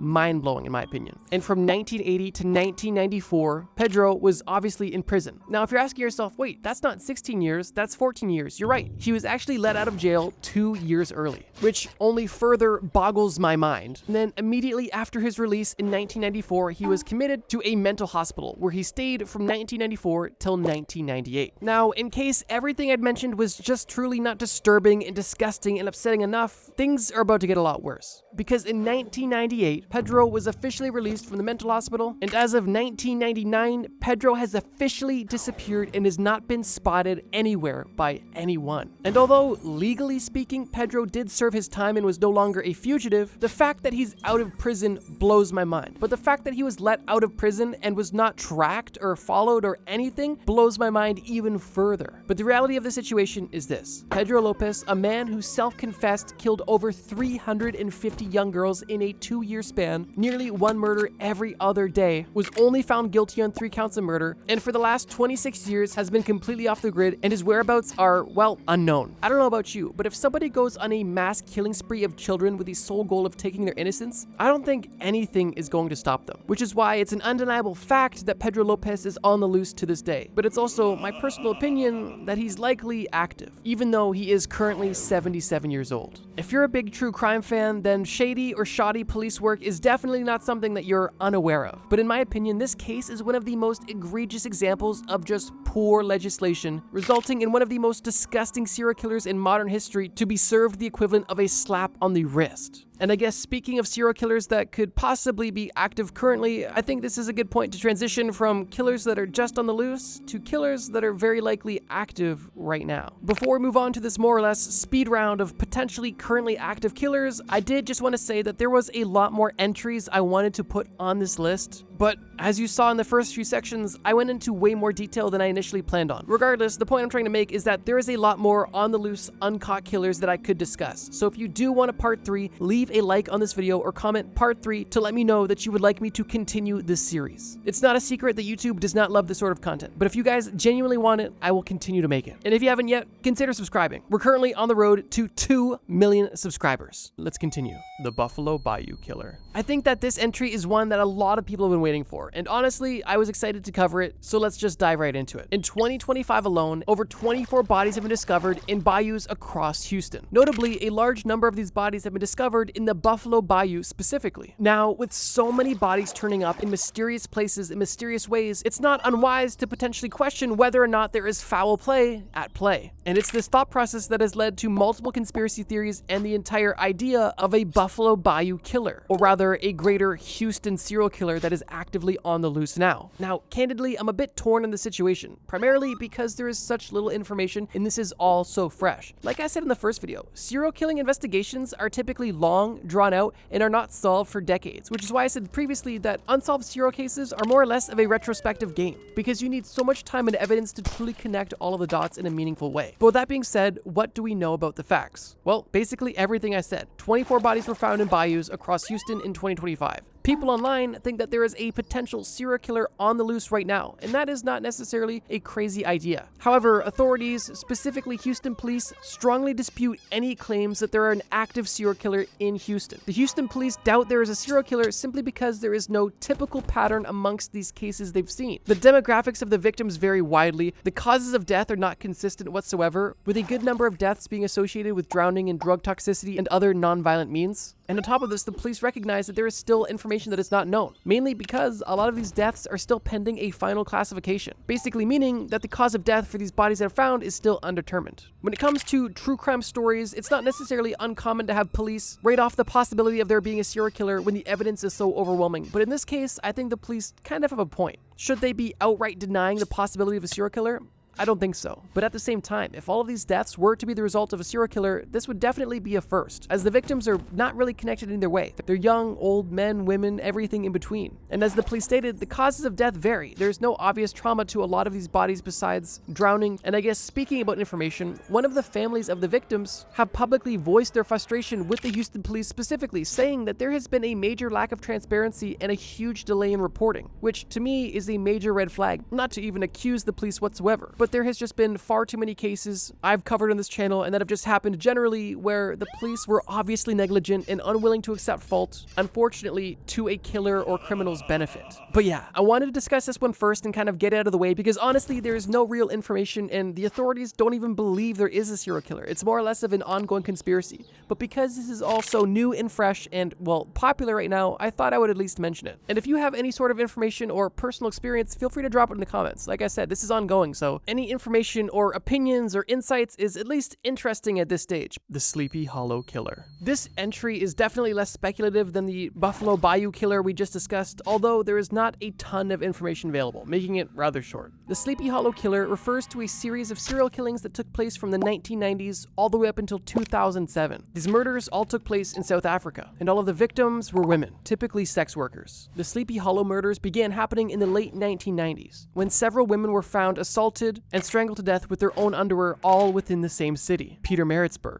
All of their bodies were found near the N3 highway, and with all of these shocking similarities, it put the possibility of a serial killer on the police's radar. And it was because of this revelation that in 2001, the authorities actually re-examined some of the victims' bodies to try to find more information. However, that pursuit was rather unfruitful, and for a while, it seemed like the Sleepy Hollow Killer was inactive and the cases had gone cold. That was until another string of murders took place in 2007, nearly a decade after the first group of murders. Between February and October of 2007, the bodies of 3 women were found near the N3 highway once again, and all of these victims had been assaulted and strangled in the same manner as the victims from the late 90s. One glaring and shocking difference from these 3 recent murders compared to the original murders were the fact that these 3 most recent victims were not only assaulted and killed, but also burned after their death. However, even with this one difference, the police still believe that the murderer is likely linked to the original murders that took place. However, now with numerous victims found, multiple crime scenes, and clear consistencies across the 13 to potentially more than 16 murders, there's still to this day absolutely no convictions and barely even any suspects. The only known suspect as of now was a man who was arrested in 2008 for the murder of a woman that was unrelated. Upon further investigation, authorities on the case said that they believe this individual was not related to the Sleepy Hollow Killer, although it is concerning that there's just so many people like this out there, at least seemingly. With that being said, as of now, there has been no more serial killings associated with the Sleepy Hollow Killer. Although, due to the fact that all of these murders happened so recently, and there was even another resurgent a decade after the original murders, I would say there's a pretty likely chance that the Sleepy Hollow Killer is not only on the loose, but also active to this very day. Or at the very least, dormant and planning their next attack. the Manchester Pusher. Diving directly back into the world of speculation, we have another serial killer that may not even be a serial killer, but I thought it was worth mentioning. The Manchester Pusher is a nickname that's been given to a theorized serial killer allegedly responsible for the deaths of numerous people by pushing them into the waterways of Greater Manchester. Similar to the Buffalo Bayou situation, people believe that there is a serial killer on the loose because there are simply too many people dying in the same way for this to be just a coincidence. However, the authorities, in this case the Greater Manchester Police, don't buy it and are actually, instead of trying to investigate the situation, trying to actively dispel this. The Manchester Police have even gone as far as saying that the Manchester Pusher is nothing more than an urban legend or a myth. And whether that is or isn't the case, let me give you the facts. People that believe that there is a Manchester Pusher claim that there almost has to be a person behind all of the drownings because of the sheer alarming number of deaths that have taken place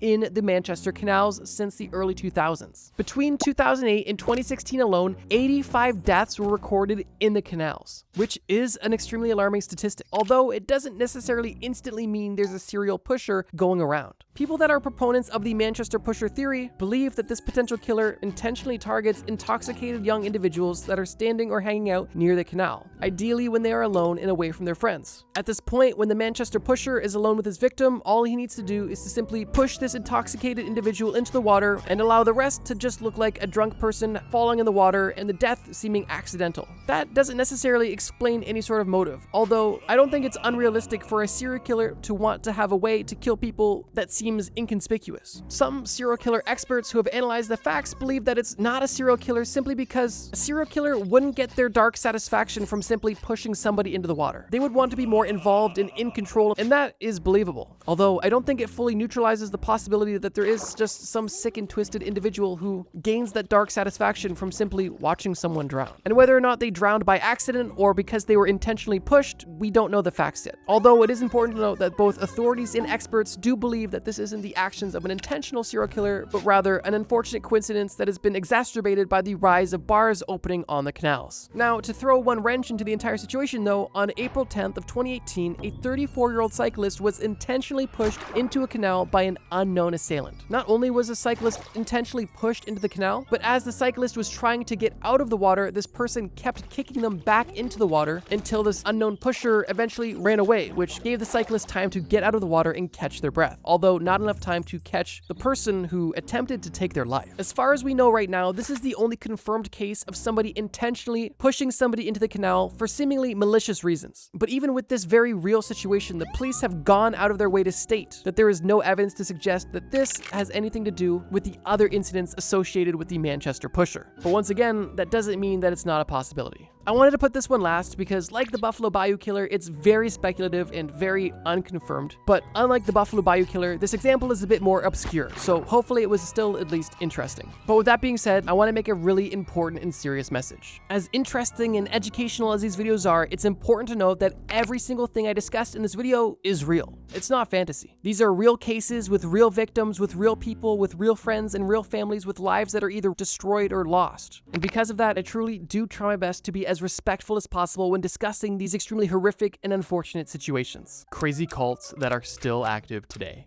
The Church of God with signs following. Have you ever been in a standard run-of-the-mill Christian church and just thought to yourself, wow, this is really missing something? This is missing a lot of venomous snakes. Well, if you have, surprisingly, you wouldn't be the first, and you would also be a perfect candidate for the Church of God with signs following, which in itself is just a strange name. But trust me when I say that the name is the least strange thing about this cult. Members of the Church of God with signs following are either holiness or Pentecostal Christians, which at a glance may seem normal. However, it's the specific rite or ritual that the Church of God with signs following focus on that makes their congregation so odd. To put it bluntly, one of the core elements of the Church of God with signs following is serpent handling. Specifically the belief that if you are a true Christian, you should easily be able to handle a venomous snake or serpent of any variety without suffering any negative consequence. And in case handling the snake is not enough, you should also be able to consume venom from these venomous snakes completely issue-free. And spoiler alert, there was issues. But before we get too into the weeds on incidents, let me give you some history. The religious practice of snake handling goes all the way back to the 2nd century, when the Ophites reportedly handled snakes during their services and also worshipped serpents, and the tradition has also been seen in ancient Egypt. But the tradition of handling snakes for religious purposes didn't appear in the United States until 1910. and this practice is generally associated with the ministry of George Went Hesley, a minister from Tennessee. George was originally a minister at the Church of God. However, in 1922, he resigned, citing troubles at home, and decided to take his ministry on the road. Through the late 1920s and even 1930s, George traveled through the southeast United States, resuming his ministry as a traveling preacher, promoting both God and the specific practice of serpent handling. Now, interestingly, basically every place that George visited to share this practice was extremely receptive to it, which is, at least to me, a bit shocking. Although it is reported that George was extremely charismatic, persuasive, and passionate about the craft. During his time on the road, George visited small towns in Tennessee, Kentucky, the Carolinas, Virginia, Ohio, and even Indiana, and it's reported that each small town adopted the serpent test of faith with overwhelming popularity after having a demonstration from George himself. And it's because of this that the greater Appalachian region kind of adopted the practice. And I mean, I guess you've kind of got to be a charismatic guy to convince random people you don't know that the best way to worship God is, of course, by handling snakes and drinking venom. From the 1930s to the 1940s and 50s and beyond, churches that went on to adopt this serpent handling ritual became known broadly as churches of God with signs following. And while most of these churches had no real connection besides their Pentecostal roots, the practice of snake handling was able to bring them together and have them categorized as the cult we're discussing right now. Now, if you're asking yourself, where does this belief even come from? And what does it have to do with Christianity at all? Well, the answer is the Bible, actually. People who participate in the serpent handling believe it is so important because of the two following quotes. In Luke 10:19, for example, it says, quote, "Behold, I give unto you power to tread on serpents and scorpions, and over all the power of the enemy, and nothing shall by any means hurt you." Interesting, relatively vague, and I think more metaphorical than anything, but there's also another quote that's a bit more direct, and that's Mark 16:17-18. That goes as follows, quote, "And these signs shall follow them that believe. In my name shall they cast out devils, they shall speak with new tongues, they shall take up serpents, and if they drink any deadly thing, it shall not hurt them. They shall lay hands on the sick, and they shall recover." That is a bit more direct, and if you were, laying around in the 1930s and you had a charismatic man show up into your town with snakes and proof from the Bible that handling snakes could make you more godly, or at least prove your godliness, I could see that argument. However, it's definitely not all sunshine and rainbows. And that's because, unsurprisingly and unfortunately, this practice did lead to deaths. Potentially one of the most ironic and notable deaths caused by this practice was the death of George Went Hesley himself, when in July of 1955, he died after receiving a snake bite at a service he was conducting in Florida. Although George passed away because of this tradition, the tradition did not pass away with him. And this practice and larger cult that he was essentially the grandfather of continued to go on for decades and still persists in the modern day. Honestly, I feel like that'd be a really cool video for those, boots on the ground YouTubers that just film videos with people. Like, imagine a video, I spent 24 hours with the snake cult. That would be cool to see, and maybe we'll see it someday. But for now, this is all you got. Now, back to the tragedies. It's been reported that at least 35 people have died between 1936 and 1973 due to the serpent handling practice. And it's also been stated by multiple sources that today there's likely been at least 105 deaths caused by this serpent handling practice associated with the Church of God with signs following. Realistically, the beliefs of this church are going to be the least crazy we talk about because it's honestly just an odd corner of Christianity that, loves snake handling. However, as we've seen, there has definitely been unfortunate tragedies due to this practice. But with that being said, don't touch venomous snakes, and let's move on.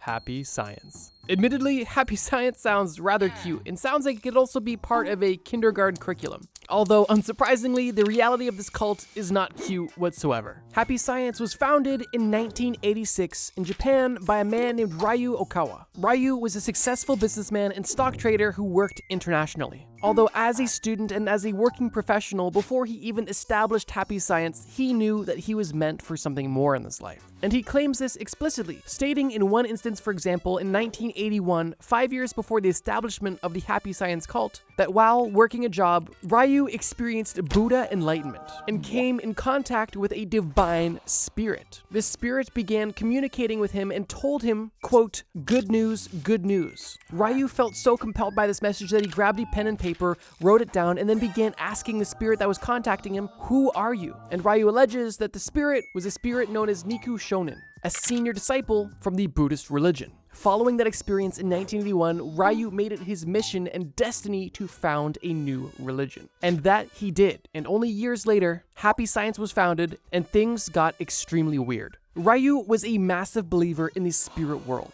and in the 2-year span from 1985 to 1987 alone, he published 13 books in an effort to prove the existence of that spirit world. And interestingly, the final 2 books that he published came out in 1991, and these books titled The Great Warning of Allah and The Terrifying Revelations of Nostradamus were both #1 bestsellers in Japan, which is concerning for reasons we'll get into. You see, on a surface level, Happy Science claims to be a group that is about peace, love, truth-seeking, self-reliance, and ultimate prosperity and happiness. And their goal is to spread happiness and peace by spreading the word and truth of their religion. But would you be surprised if I told you that the true intentions of Happy Science are much darker, and the beliefs surrounding Happy Science are, well, downright delusional? The core belief of Happy Science is that an ancient deity named El Cantare, who is claimed to be the highest god on Earth and the lord of all gods, was originally the ruler of Venus, but came to Earth to establish the human race. And over the course of all of human history, El Cantare has been watching over humanity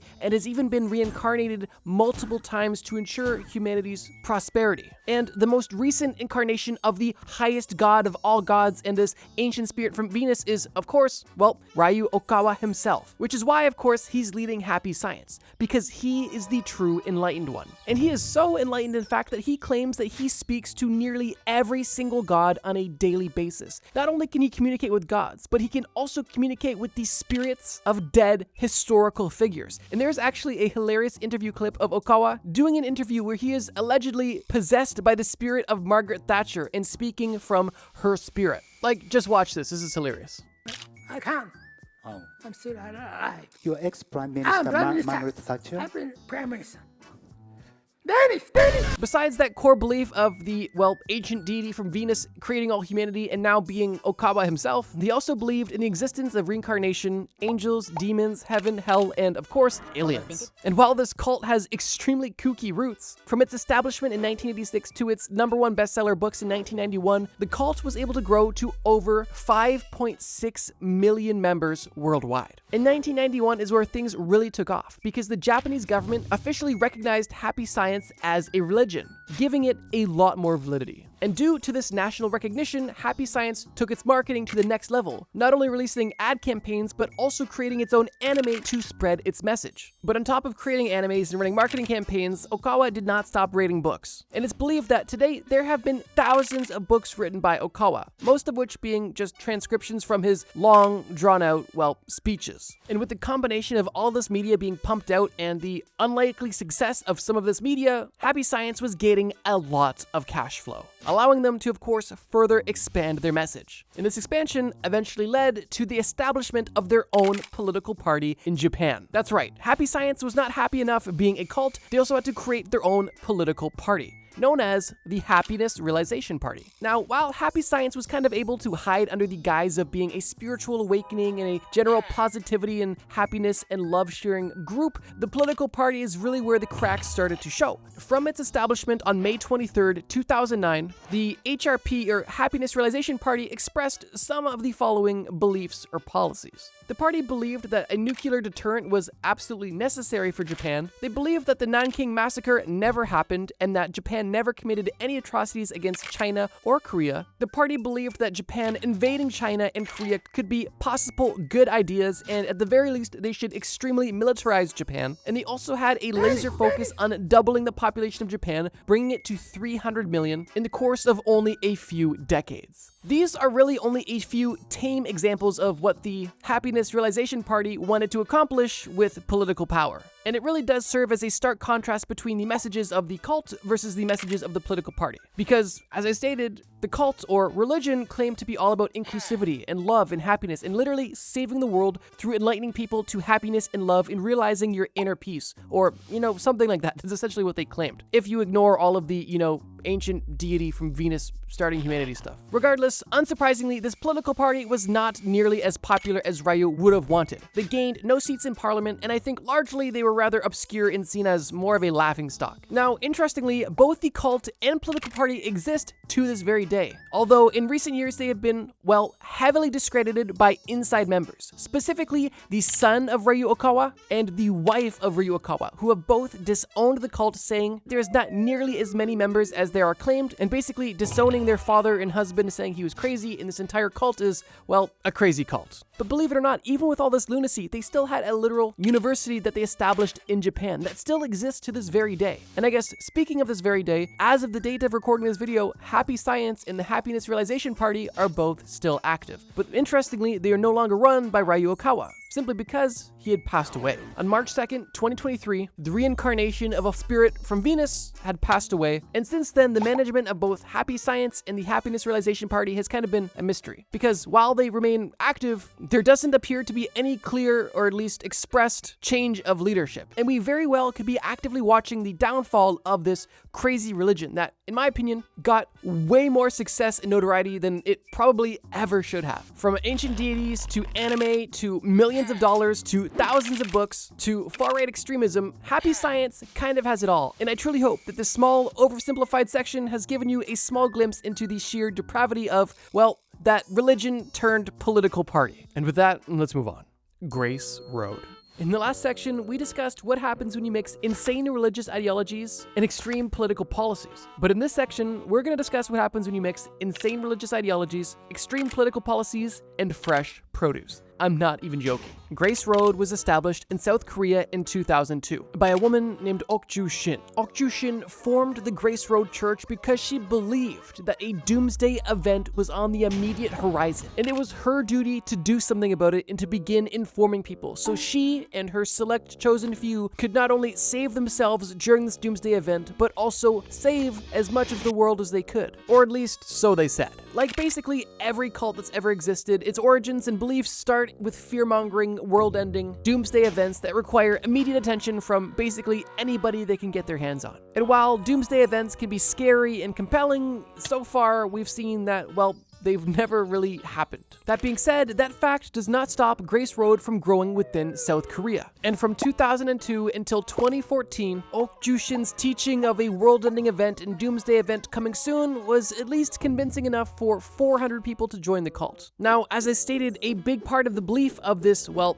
church was the fact that they were going to survive this doomsday event and any famine, and one of their plans of doing so was by creating one of the best farms the world has ever seen. And it's even stated on the Grace Road website that, quote, a missionary for the church was sent around the world to discover a land to survive the famine. And after scouring 60 countries, we settled on Fiji. And it's actually the move that Grace Road took from South Korea to Fiji that is truly a turning point in the story. Because in the early years of this cult in South Korea, they were essentially doing planning, gathering resources, ideas, spreading the message, and getting people. But once they found the right country and had enough people, the execution of this plan was truly evil. And interestingly, not to get too far ahead of ourselves, even though there is literally verifiable, provable video evidence of human rights violations taking place at the hands of the Grace Road cult, they are still operating in Fiji to this day and have some of the most successful businesses stimulating the economy of Fiji, which is why this story gets so insane and genuinely complex. The primary goal of Grace Road moving to Fiji was not to coexist and stimulate the economy. It was a meticulously planned hostile takeover that has been extremely effective. And this is a hostile takeover of both Fijian land, job, and natives, but also of the lives of the members of Grace Road, because it is alleged that as soon as all of the members moved from South Korea to Fiji, all of them had their passports seized to ensure they had nowhere to go. And once these members were essentially stuck on this island, things only got worse and worse. Interestingly, Grace Road didn't enter Fiji as a church. They entered as a business, and the first establishment was Grace Farm. And this farm was the first of many businesses to be established by Grace Road as part of this hostile takeover I mentioned previously. Shortly after the establishment of this farm in 2014, Grace Road established 7 different restaurants in the following year in 2015, ranging from grocery stores, noodle stores, pizza stores, dessert cafes, chicken grills, and beyond just growing produce and selling food to locals, they also established their own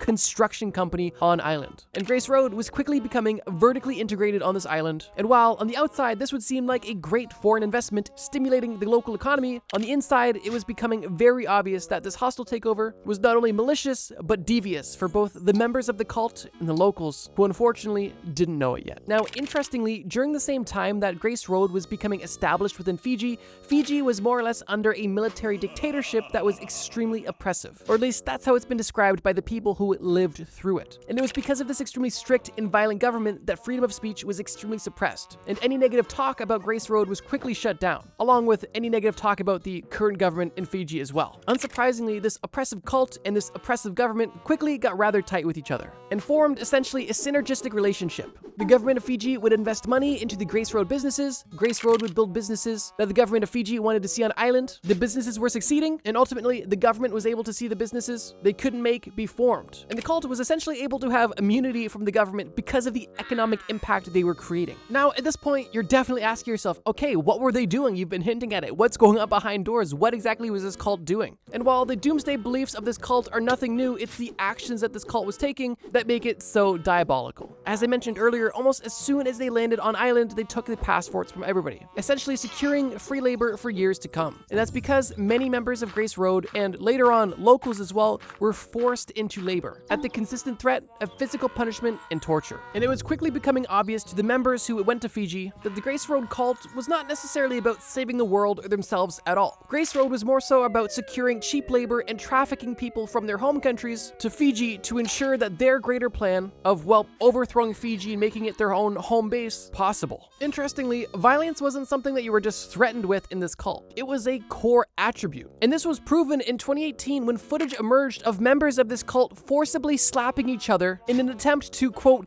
beat the devil out of each other. And it was shown that in a documentary that aired in South Korea, many ex-members of this cult detailed disgusting allegations of physical abuse, being overworked, not being paid for work, being imprisoned, detained, beaten, and basically being sold the dream of salvation while living the reality of somebody in a Russian labor camp. Fortunately, the reign of terror created by Grace Road did not continue for very long, as the political climate in Fiji changed and stories got out about what was truly going on behind the scenes and the abuse that was taking place. And because of this, investigations were swiftly enacted in Fiji and in South Korea. Unsurprisingly, these investigations led to the arrest of Ok Shin and other high-ranking members of the cult. Although the cult is still active to this day and all of these businesses are still operating. Interestingly, in the businesses in Fiji, you can still get pamphlets that are written from Ok Shin from jail. And these pamphlets only further prove that this woman is willing to stop at nothing to complete her goal. At this point, you almost have to question, is this woman truly just trying to prepare herself and her followers to survive a doomsday event and live in bliss? Or is this woman just a massive grifter using religious fear and physical violence as a means to traffic and control people in an attempt to grow a massive corporate empire to gain leverage and eventual control of small countries and larger countries until she can, well, eventually run the world? But yeah, if you happen to be a tourist in Fiji, you might notice a lot of Grace Road restaurants and grocery stores and dentistry offices and hardware stores, and you might think that, wow, this is just a really cool local chain. But in reality, the entire lore of Grace Road and the cult behind it is just so hard to wrap your head around. And fortunately, right now, justice is starting to be served, although there are still many very real victims of this cult that took pride in the violence it instilled on its members and almost treated physical violence as a certain virtue. This has to be one of the most notable examples of a cult almost successfully taking over a country, and to this day, Grace Road owned businesses are still highly crucial to the economy and, well, livelihood of people in Fiji, making the story that much more complex and truly unfortunate. And what else is unfortunate is the fact that there are so many cults that are still active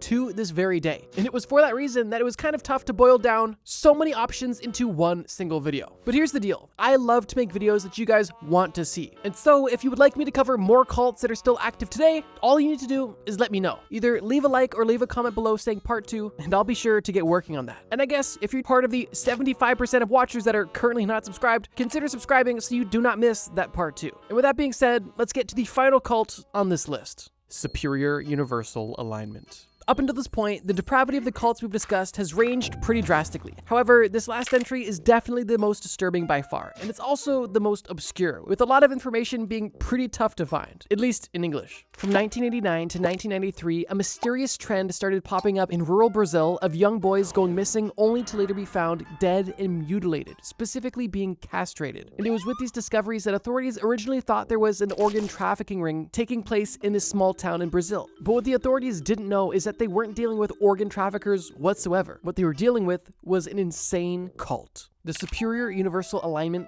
was born in rural Brazil, allegedly by a woman named Valentina de Andrade, and she, like others on this list, claimed to have received messages from extraterrestrials. But the messages she received from these extraterrestrials were not about love or peace, they were about a doomsday event. But not only was she enlightened to a doomsday event, but she was also enlightened on how she could survive. Although disgustingly, this revelation and the doctrine that, well, spawned from it was truly evil. The doctrine that the Superior Universal Alignment followed was that boys born after 1981 were evil or tainted. And because of this, they needed to be purged from the earth. And it was because of this that Valentina began using her cult members essentially as hitmen to begin murdering young boys. And because of this, as many as 19 boys were victimized, all between the ages of 8 to 13, all with the sole goal of essentially sacrificing these innocent children to an extraterrestrial god to ensure that Valentina and her followers would be seen as true believers and saved by these aliens when the end times would come, which were allegedly very soon. Now, for a bit of context, it's important to mention that the reason that Valentina even had hitmen at the ready was because after this extraterrestrial premonition she had in her mind, she began preaching about the end times locally, and somehow she caught the attention of notable players within her community, specifically businessmen and doctors. And it was with the influence of these businessmen and the skill of these doctors that she was able to carry out some of the most evil acts in the name of, well, cult sacrifice. Personally, I don't understand how you can have a random woman tell you that, hey,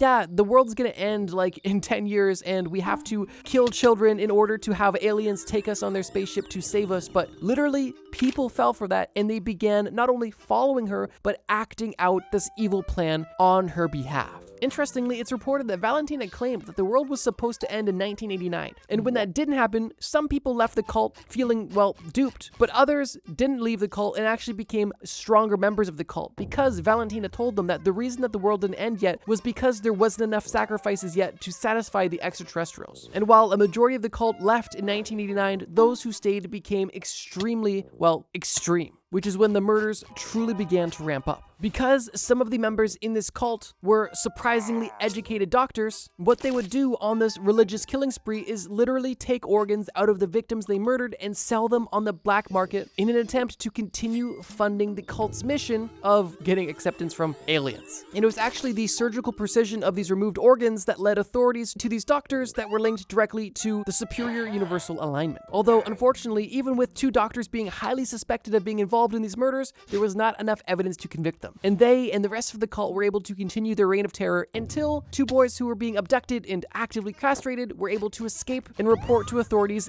everything that was happening, which led authorities directly to the cult, and the jig, for the most part, was up. And the result of the following investigation was several members of the cult being convicted and sentenced for their crimes. However, interestingly, Valentina, the woman who essentially put all of these people up to this, was reportedly acquitted of her crimes, partly because she was not present at the scene of the crimes when they happened. And with her being acquitted, it's believed by some that there are still remnants of the Superior Universal Alignment being led in rural parts of Brazil by Valentina and potentially others. But unfortunately, I truly don't have any up-to-date information about the court cases or the current state of Superior Universal Alignment. But if nothing else, this cult is just another disgusting example of how people are willing to do almost anything if presented with a charismatic leader and tempted with, well, universal salvation. And to me, it seems scary to believe that some people could truly be tricked to do such disgusting things simply by telling them that, hey, the world's gonna end in a few years, so it doesn't matter anyway. This is for the greater good. And it almost seems like, especially in these last 2 situations, that these cults weren't even religious at all. The religious clothes put on these cults was simply just a red dress to distract the cult members from what was truly going on. A sadistic plan to control or hurt people. And that kind of seems to be the underlying theme with all cults. Somebody has an evil, depraved idea. They use religious ideologies to control people and have them execute those ideas, or be the victim of those ideas. The craziest urban legends you've never heard of. It's the mid-1980s, and you and your friends are stumbling home after a long night of drinking. You're walking through the dimly lit streets when you notice something in the distance. Your friend is joking with you and talking about how wasted he is, but something catches your eye. You see a woman on the other side of the road and you recognize her from inside the bar. She appears to be using a payphone, but it's not quite working. As you get closer, you stop your friend's rambling and ask him if you think you should see if she needs help. Your friend says to leave her alone, but you have an odd feeling. And before you are even close enough to yell across the road, asking if she needs help, you notice a car drive up. an ambulance. But this was no regular ambulance. This ambulance was unmarked, fully black, with dark tinted windows. The ambulance pulled up right in front of this woman at the payphone, and almost as quickly as it appeared, it drove off. And you notice the woman was gone too. In this instance, you have just witnessed another victim of the black ambulance. The black ambulance is an urban legend from Czechoslovakia and Romania that became popular in the 1980s. And the story claimed that a mysterious black ambulance with tinted windows and no markings would roam the streets at night, abducting people, particularly people that were alone and vulnerable. Witnesses who alleged to have saw the black ambulance said that they even saw people be forced into the ambulance and even heard cries for help from within. This interesting legend spread quickly through word of mouth, which fueled local rumors, which then spread to nationwide media. The fear of being targeted by the black ambulance actually caused people to be more vigilant and take extra precautions when going out, specifically at night. With this being an urban legend, there is no concrete evidence to support the existence of the black ambulance, but there is numerous reports made stating a sighting or even an abduction done by the ambulance. The exact origin of this urban legend isn't fully known, but it's suggested that it may have been a manifestation of the social unrest in Czechoslovakia at the time, which is now obviously the Czech Republic and Slovakia. Personally, I think the black ambulance is the perfect urban legend because it's just on the verge of believable. Organ harvesting is a real thing, and unfortunately, so is people being abducted. And I mean, ambulances are real too. And if you heard multiple rumors from people you knew about sightings of this mysterious black ambulance, you may think twice before writing it off entirely. The black ambulance is creepy, but fortunately, you are not its victim. At least that time. Not too long after your drinking days in Prague, you go on a trip to Mexico with your friend. The same friend, actually. You just finished a big night on the town in Mexico City, and once again, you're tipsy, and you and your friend are walking home. You saved money on the vacation by getting a cheap hotel a little bit outside of town, and for some reason this night you were just unable to find a taxi. So you and your friend were in for a long walk. On this walk, you get further and further outside of town when the city lights begin to fade and the darkness begins to swallow up the horizon in front of you. It's at this time when you're walking down the road where you notice a red car. You had no plans of hitchhiking and you didn't signal to this vehicle, but as they drive past you, they stop. You don't necessarily even plan on walking up to the vehicle, but they're parked directly in your path. And as you walk by the car, you notice that this red car is full of beautiful women. And the car conveniently has 2 seats available for you and your friend. They tell you not only that they can give you a ride, but that they can make all of your dreams come true. Because you're tipsy and half tired, you need to take a double take to make sure this is even real. Your friend is already in the car before you even had the chance to ponder the opportunity, and with some hesitation, you get in the vehicle as well. These women ask where you're going and begin to give you a ride in the direction you were going. Only a few minutes into this drive though, the women become quiet and take a turn onto a road that you didn't instruct them to. It's at this point when they begin speaking in a language you've never heard before and you get an odd feeling. This will be the last thing you remember. I think it's obvious that this was no regular encounter. This was the experience of a victim of the red car, an urban legend from Mexico. This urban legend involves a red car that travels between Mexico City and Cuernavaca, specifically looking for men. The car is full of women, but not ordinary women.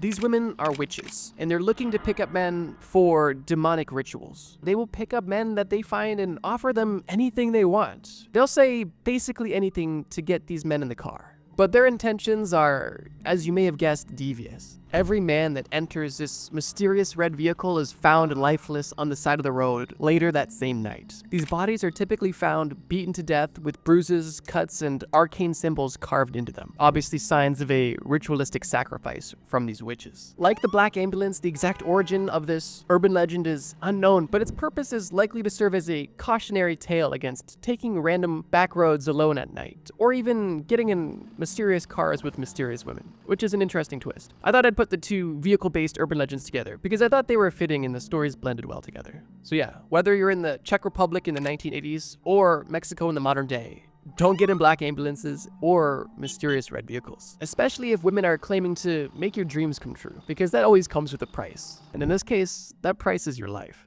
But these obscure urban legends are only the tip of the iceberg. Let's switch things up a bit. The year is 1958, and it's just the beginning of the gold rush in Arizona. The gold rush is popularly known for the opportunities of riches and prospecting and Minecraft in real life. But most people don't understand the harsh reality of the gold rush. Not only was finding gold itself particularly hard, which led a lot of miners to actually find silver and copper instead, but these times where people would move into remote locations, specifically in harsh climates like in the middle of the desert typically came with the spread of disease, malnutrition due to lack of supplies, poor availability to water and any sort of healthcare, and extremely dangerous working conditions to say the least. Trying to get rich off the gold rush was definitely not for the faint of heart. You and your family are moving out west because even where you were at before, you were starving and not making ends meet. So moving to the middle of the desert to at least have an opportunity to make money at least sounded like a little bit of hope. You move your wife and 2 children into a place known as Luna's Canyon, which is ironic because that's the same name as your wife,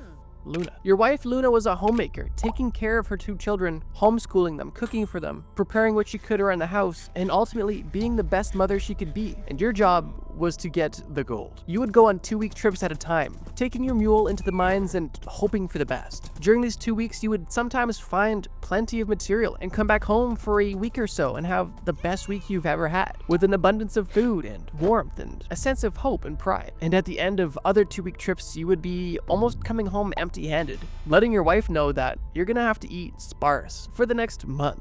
Regardless, you and your family always figured it out. That was until one time. It was a day like any other. You're packing up your mule, saying goodbye to your kids and your wife, going on another 2-week expedition. And you had particularly high hopes for this expedition. Although, as you get to the mine, you begin searching and looking, and you find the biggest gold nugget you've ever seen before. You consider even going home early, as this is more than a year's worth of income just in one nugget. This is amazing. But before you could even fully process what you have just found, you heard a cracking noise. And before you could even process what that noise could have meant, the mine collapsed on top of you, killing you instantly. This may be where your story ends, but it's not the end of the urban legend. Back home, your wife has no idea what's going on and is going about her life business as usual. Although after the 2 weeks pass and you're not home, she begins to get a bit anxious. But she waits. 3 weeks after you've gone, all food is essentially gone. You haven't eaten in days, and now any food that you could have fed your kids is gone too. Your wife is beginning to lose hope, and her sanity is starting to slip as well too. Her kids are making it very well known that they are hungry and tired and miss their dad, and you too are extremely hungry, extremely tired, and now at a loss for what to do. That was until one fateful night. Your wife, Luna,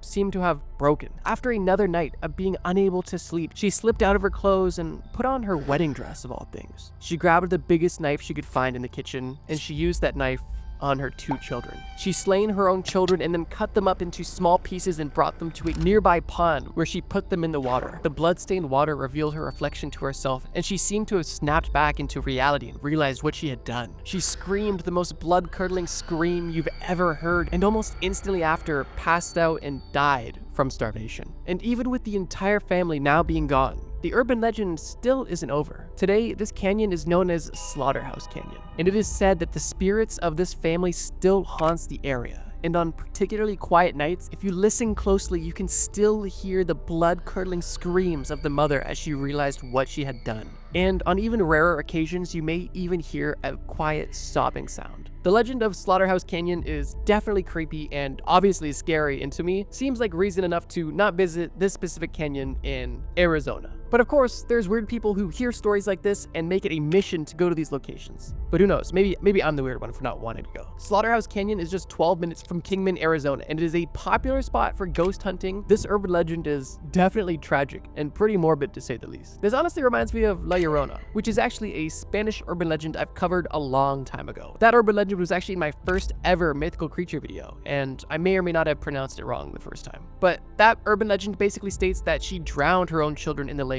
and then similarly realized what she had done and then drowned herself. And after her death, her ghost still haunted small bodies of water, crying and screaming at night, leading people to the water for her to drown. So definitely some similarities, but some differences there. But yeah, Slaughterhouse Canyon is creepy, and if true, is extremely tragic and unfortunate.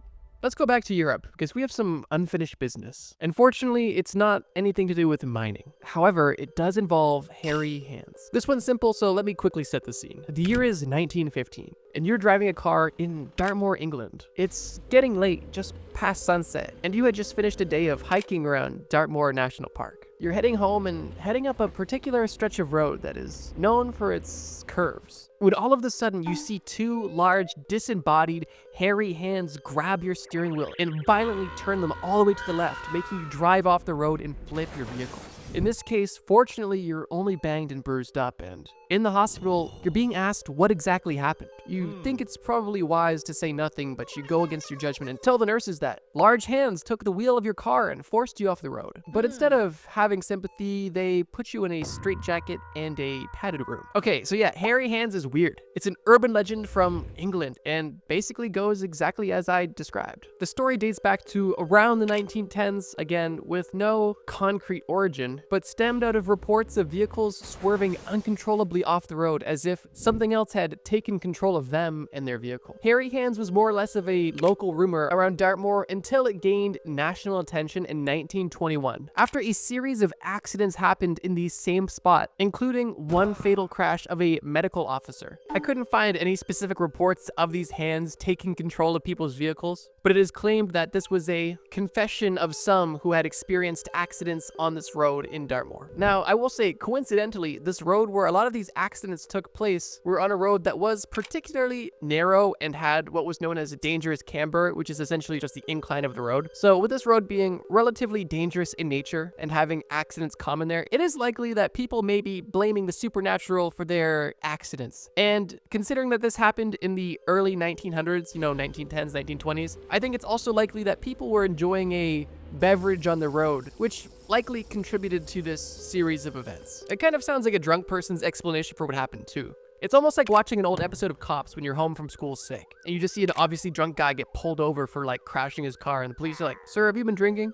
And the guy's just like, "No, these huge hairy hands just grabbed my wheel. It was crazy." But yeah, hairy hands is an example of a simple urban legend that to me isn't really believable. But it's still interesting and, it's an urban legend, so I'm here to have some fun. Before we continue, I want to make 2 quick notes. 1, if you've heard of these, you don't need to leave a comment that you've heard of them. It's okay. You're just bigger brained than the rest of us. And enjoy that fact and relive the stories that you already know. Also, if you love urban legend videos, please let me know in the comments below. Because I've only made one other urban legend video, and I used to make a ton of videos about mythical creatures, but haven't done so recently. I try to make videos that you guys will enjoy, because ultimately these videos are for you. So if you ever like a specific topic I talk about, make sure you leave a comment or leave a like, because I do take note. Just look at the drug series. I made a lot of those videos because you guys loved them. Okay, let's keep going. We're in Japan now, and you're enjoying some fun. I guess to keep the theme of this video consistent, we're gonna enjoy some of Japan's nightlife, which if you know anything about, you'd know involves Japanese salarymen on the side of the road sleeping 45 minutes before they're due for their next shift. Regardless, you're living it up. You're at some Kirby, Pokemon, anime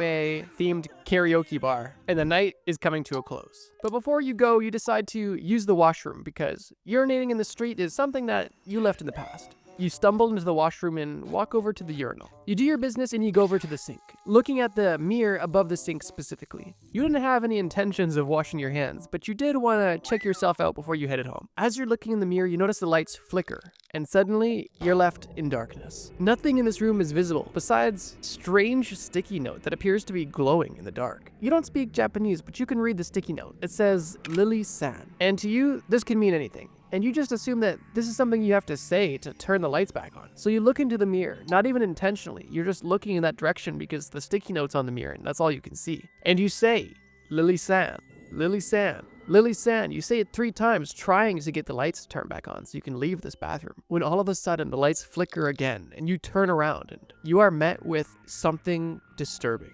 Standing in front of you is the ghostly young girl. Her spirit was trapped in this mirror, and she is seeking revenge on anybody who summons her. Her skin seems to be charred and covered in bandages, and she is emanating the light and heat of a fire, and even smells like a disgusting burning smell. She walks closer to you, and you can feel the heat of this burnt child. She grabs you by your shirt and begins to walk into the mirror, where she pulls you into the other dimension. And you were never seen again. Lily-san is an interesting Japanese urban legend, and I would kind of equate it to the Japanese version of Bloody Mary, which is interesting because it's kind of cool to see like different cultures have similar kind of ideas, which possibly adds some validity, who knows. The Lily-san urban legend was obviously popular in Japan and revolves around a haunted mirror in a school. For the opening story, I just pretended that the person who owned this bar bought this old mirror at an antique store because it was donated by a school that was going to be demolished. That's the lore, let's put it there. But realistically, I just didn't know how I'd make a story about you being an adult in Japan going into a kid's bathroom and doing this challenge. So I just figured let's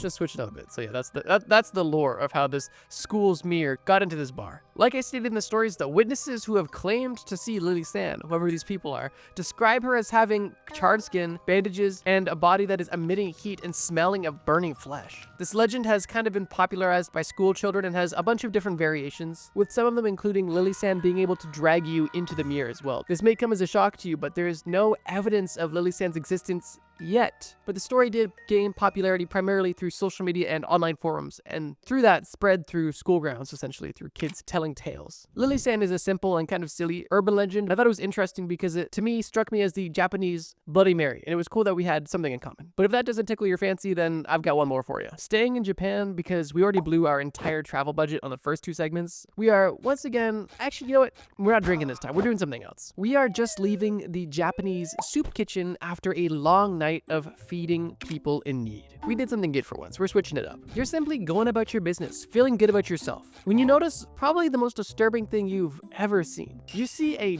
dog-like creature walking down the street, but with a human head. This creature is harmless, but if you try to talk to it, it will insult you. Hey, little guy. You're ugly.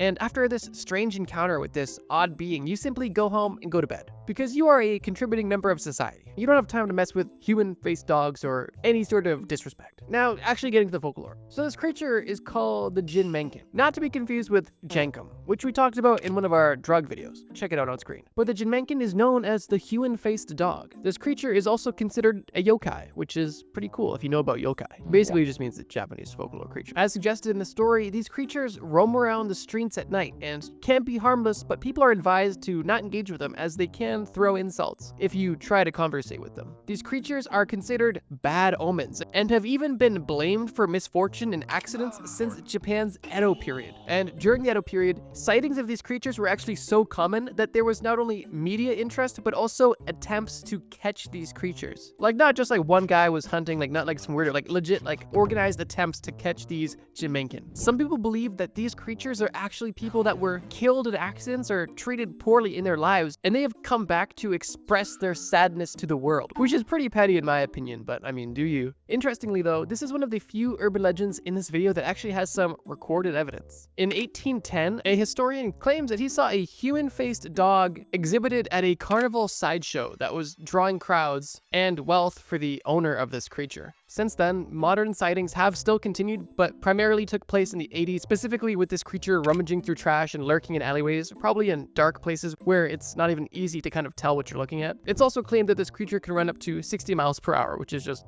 interesting. Locals speculate that this animal is actually a failed lab experiment, and others compare it to the chupacabra. This is definitely a strange urban legend that I, and probably you, haven't heard of. But for the sake of time, ladies and gentlemen, I'm going to end it there.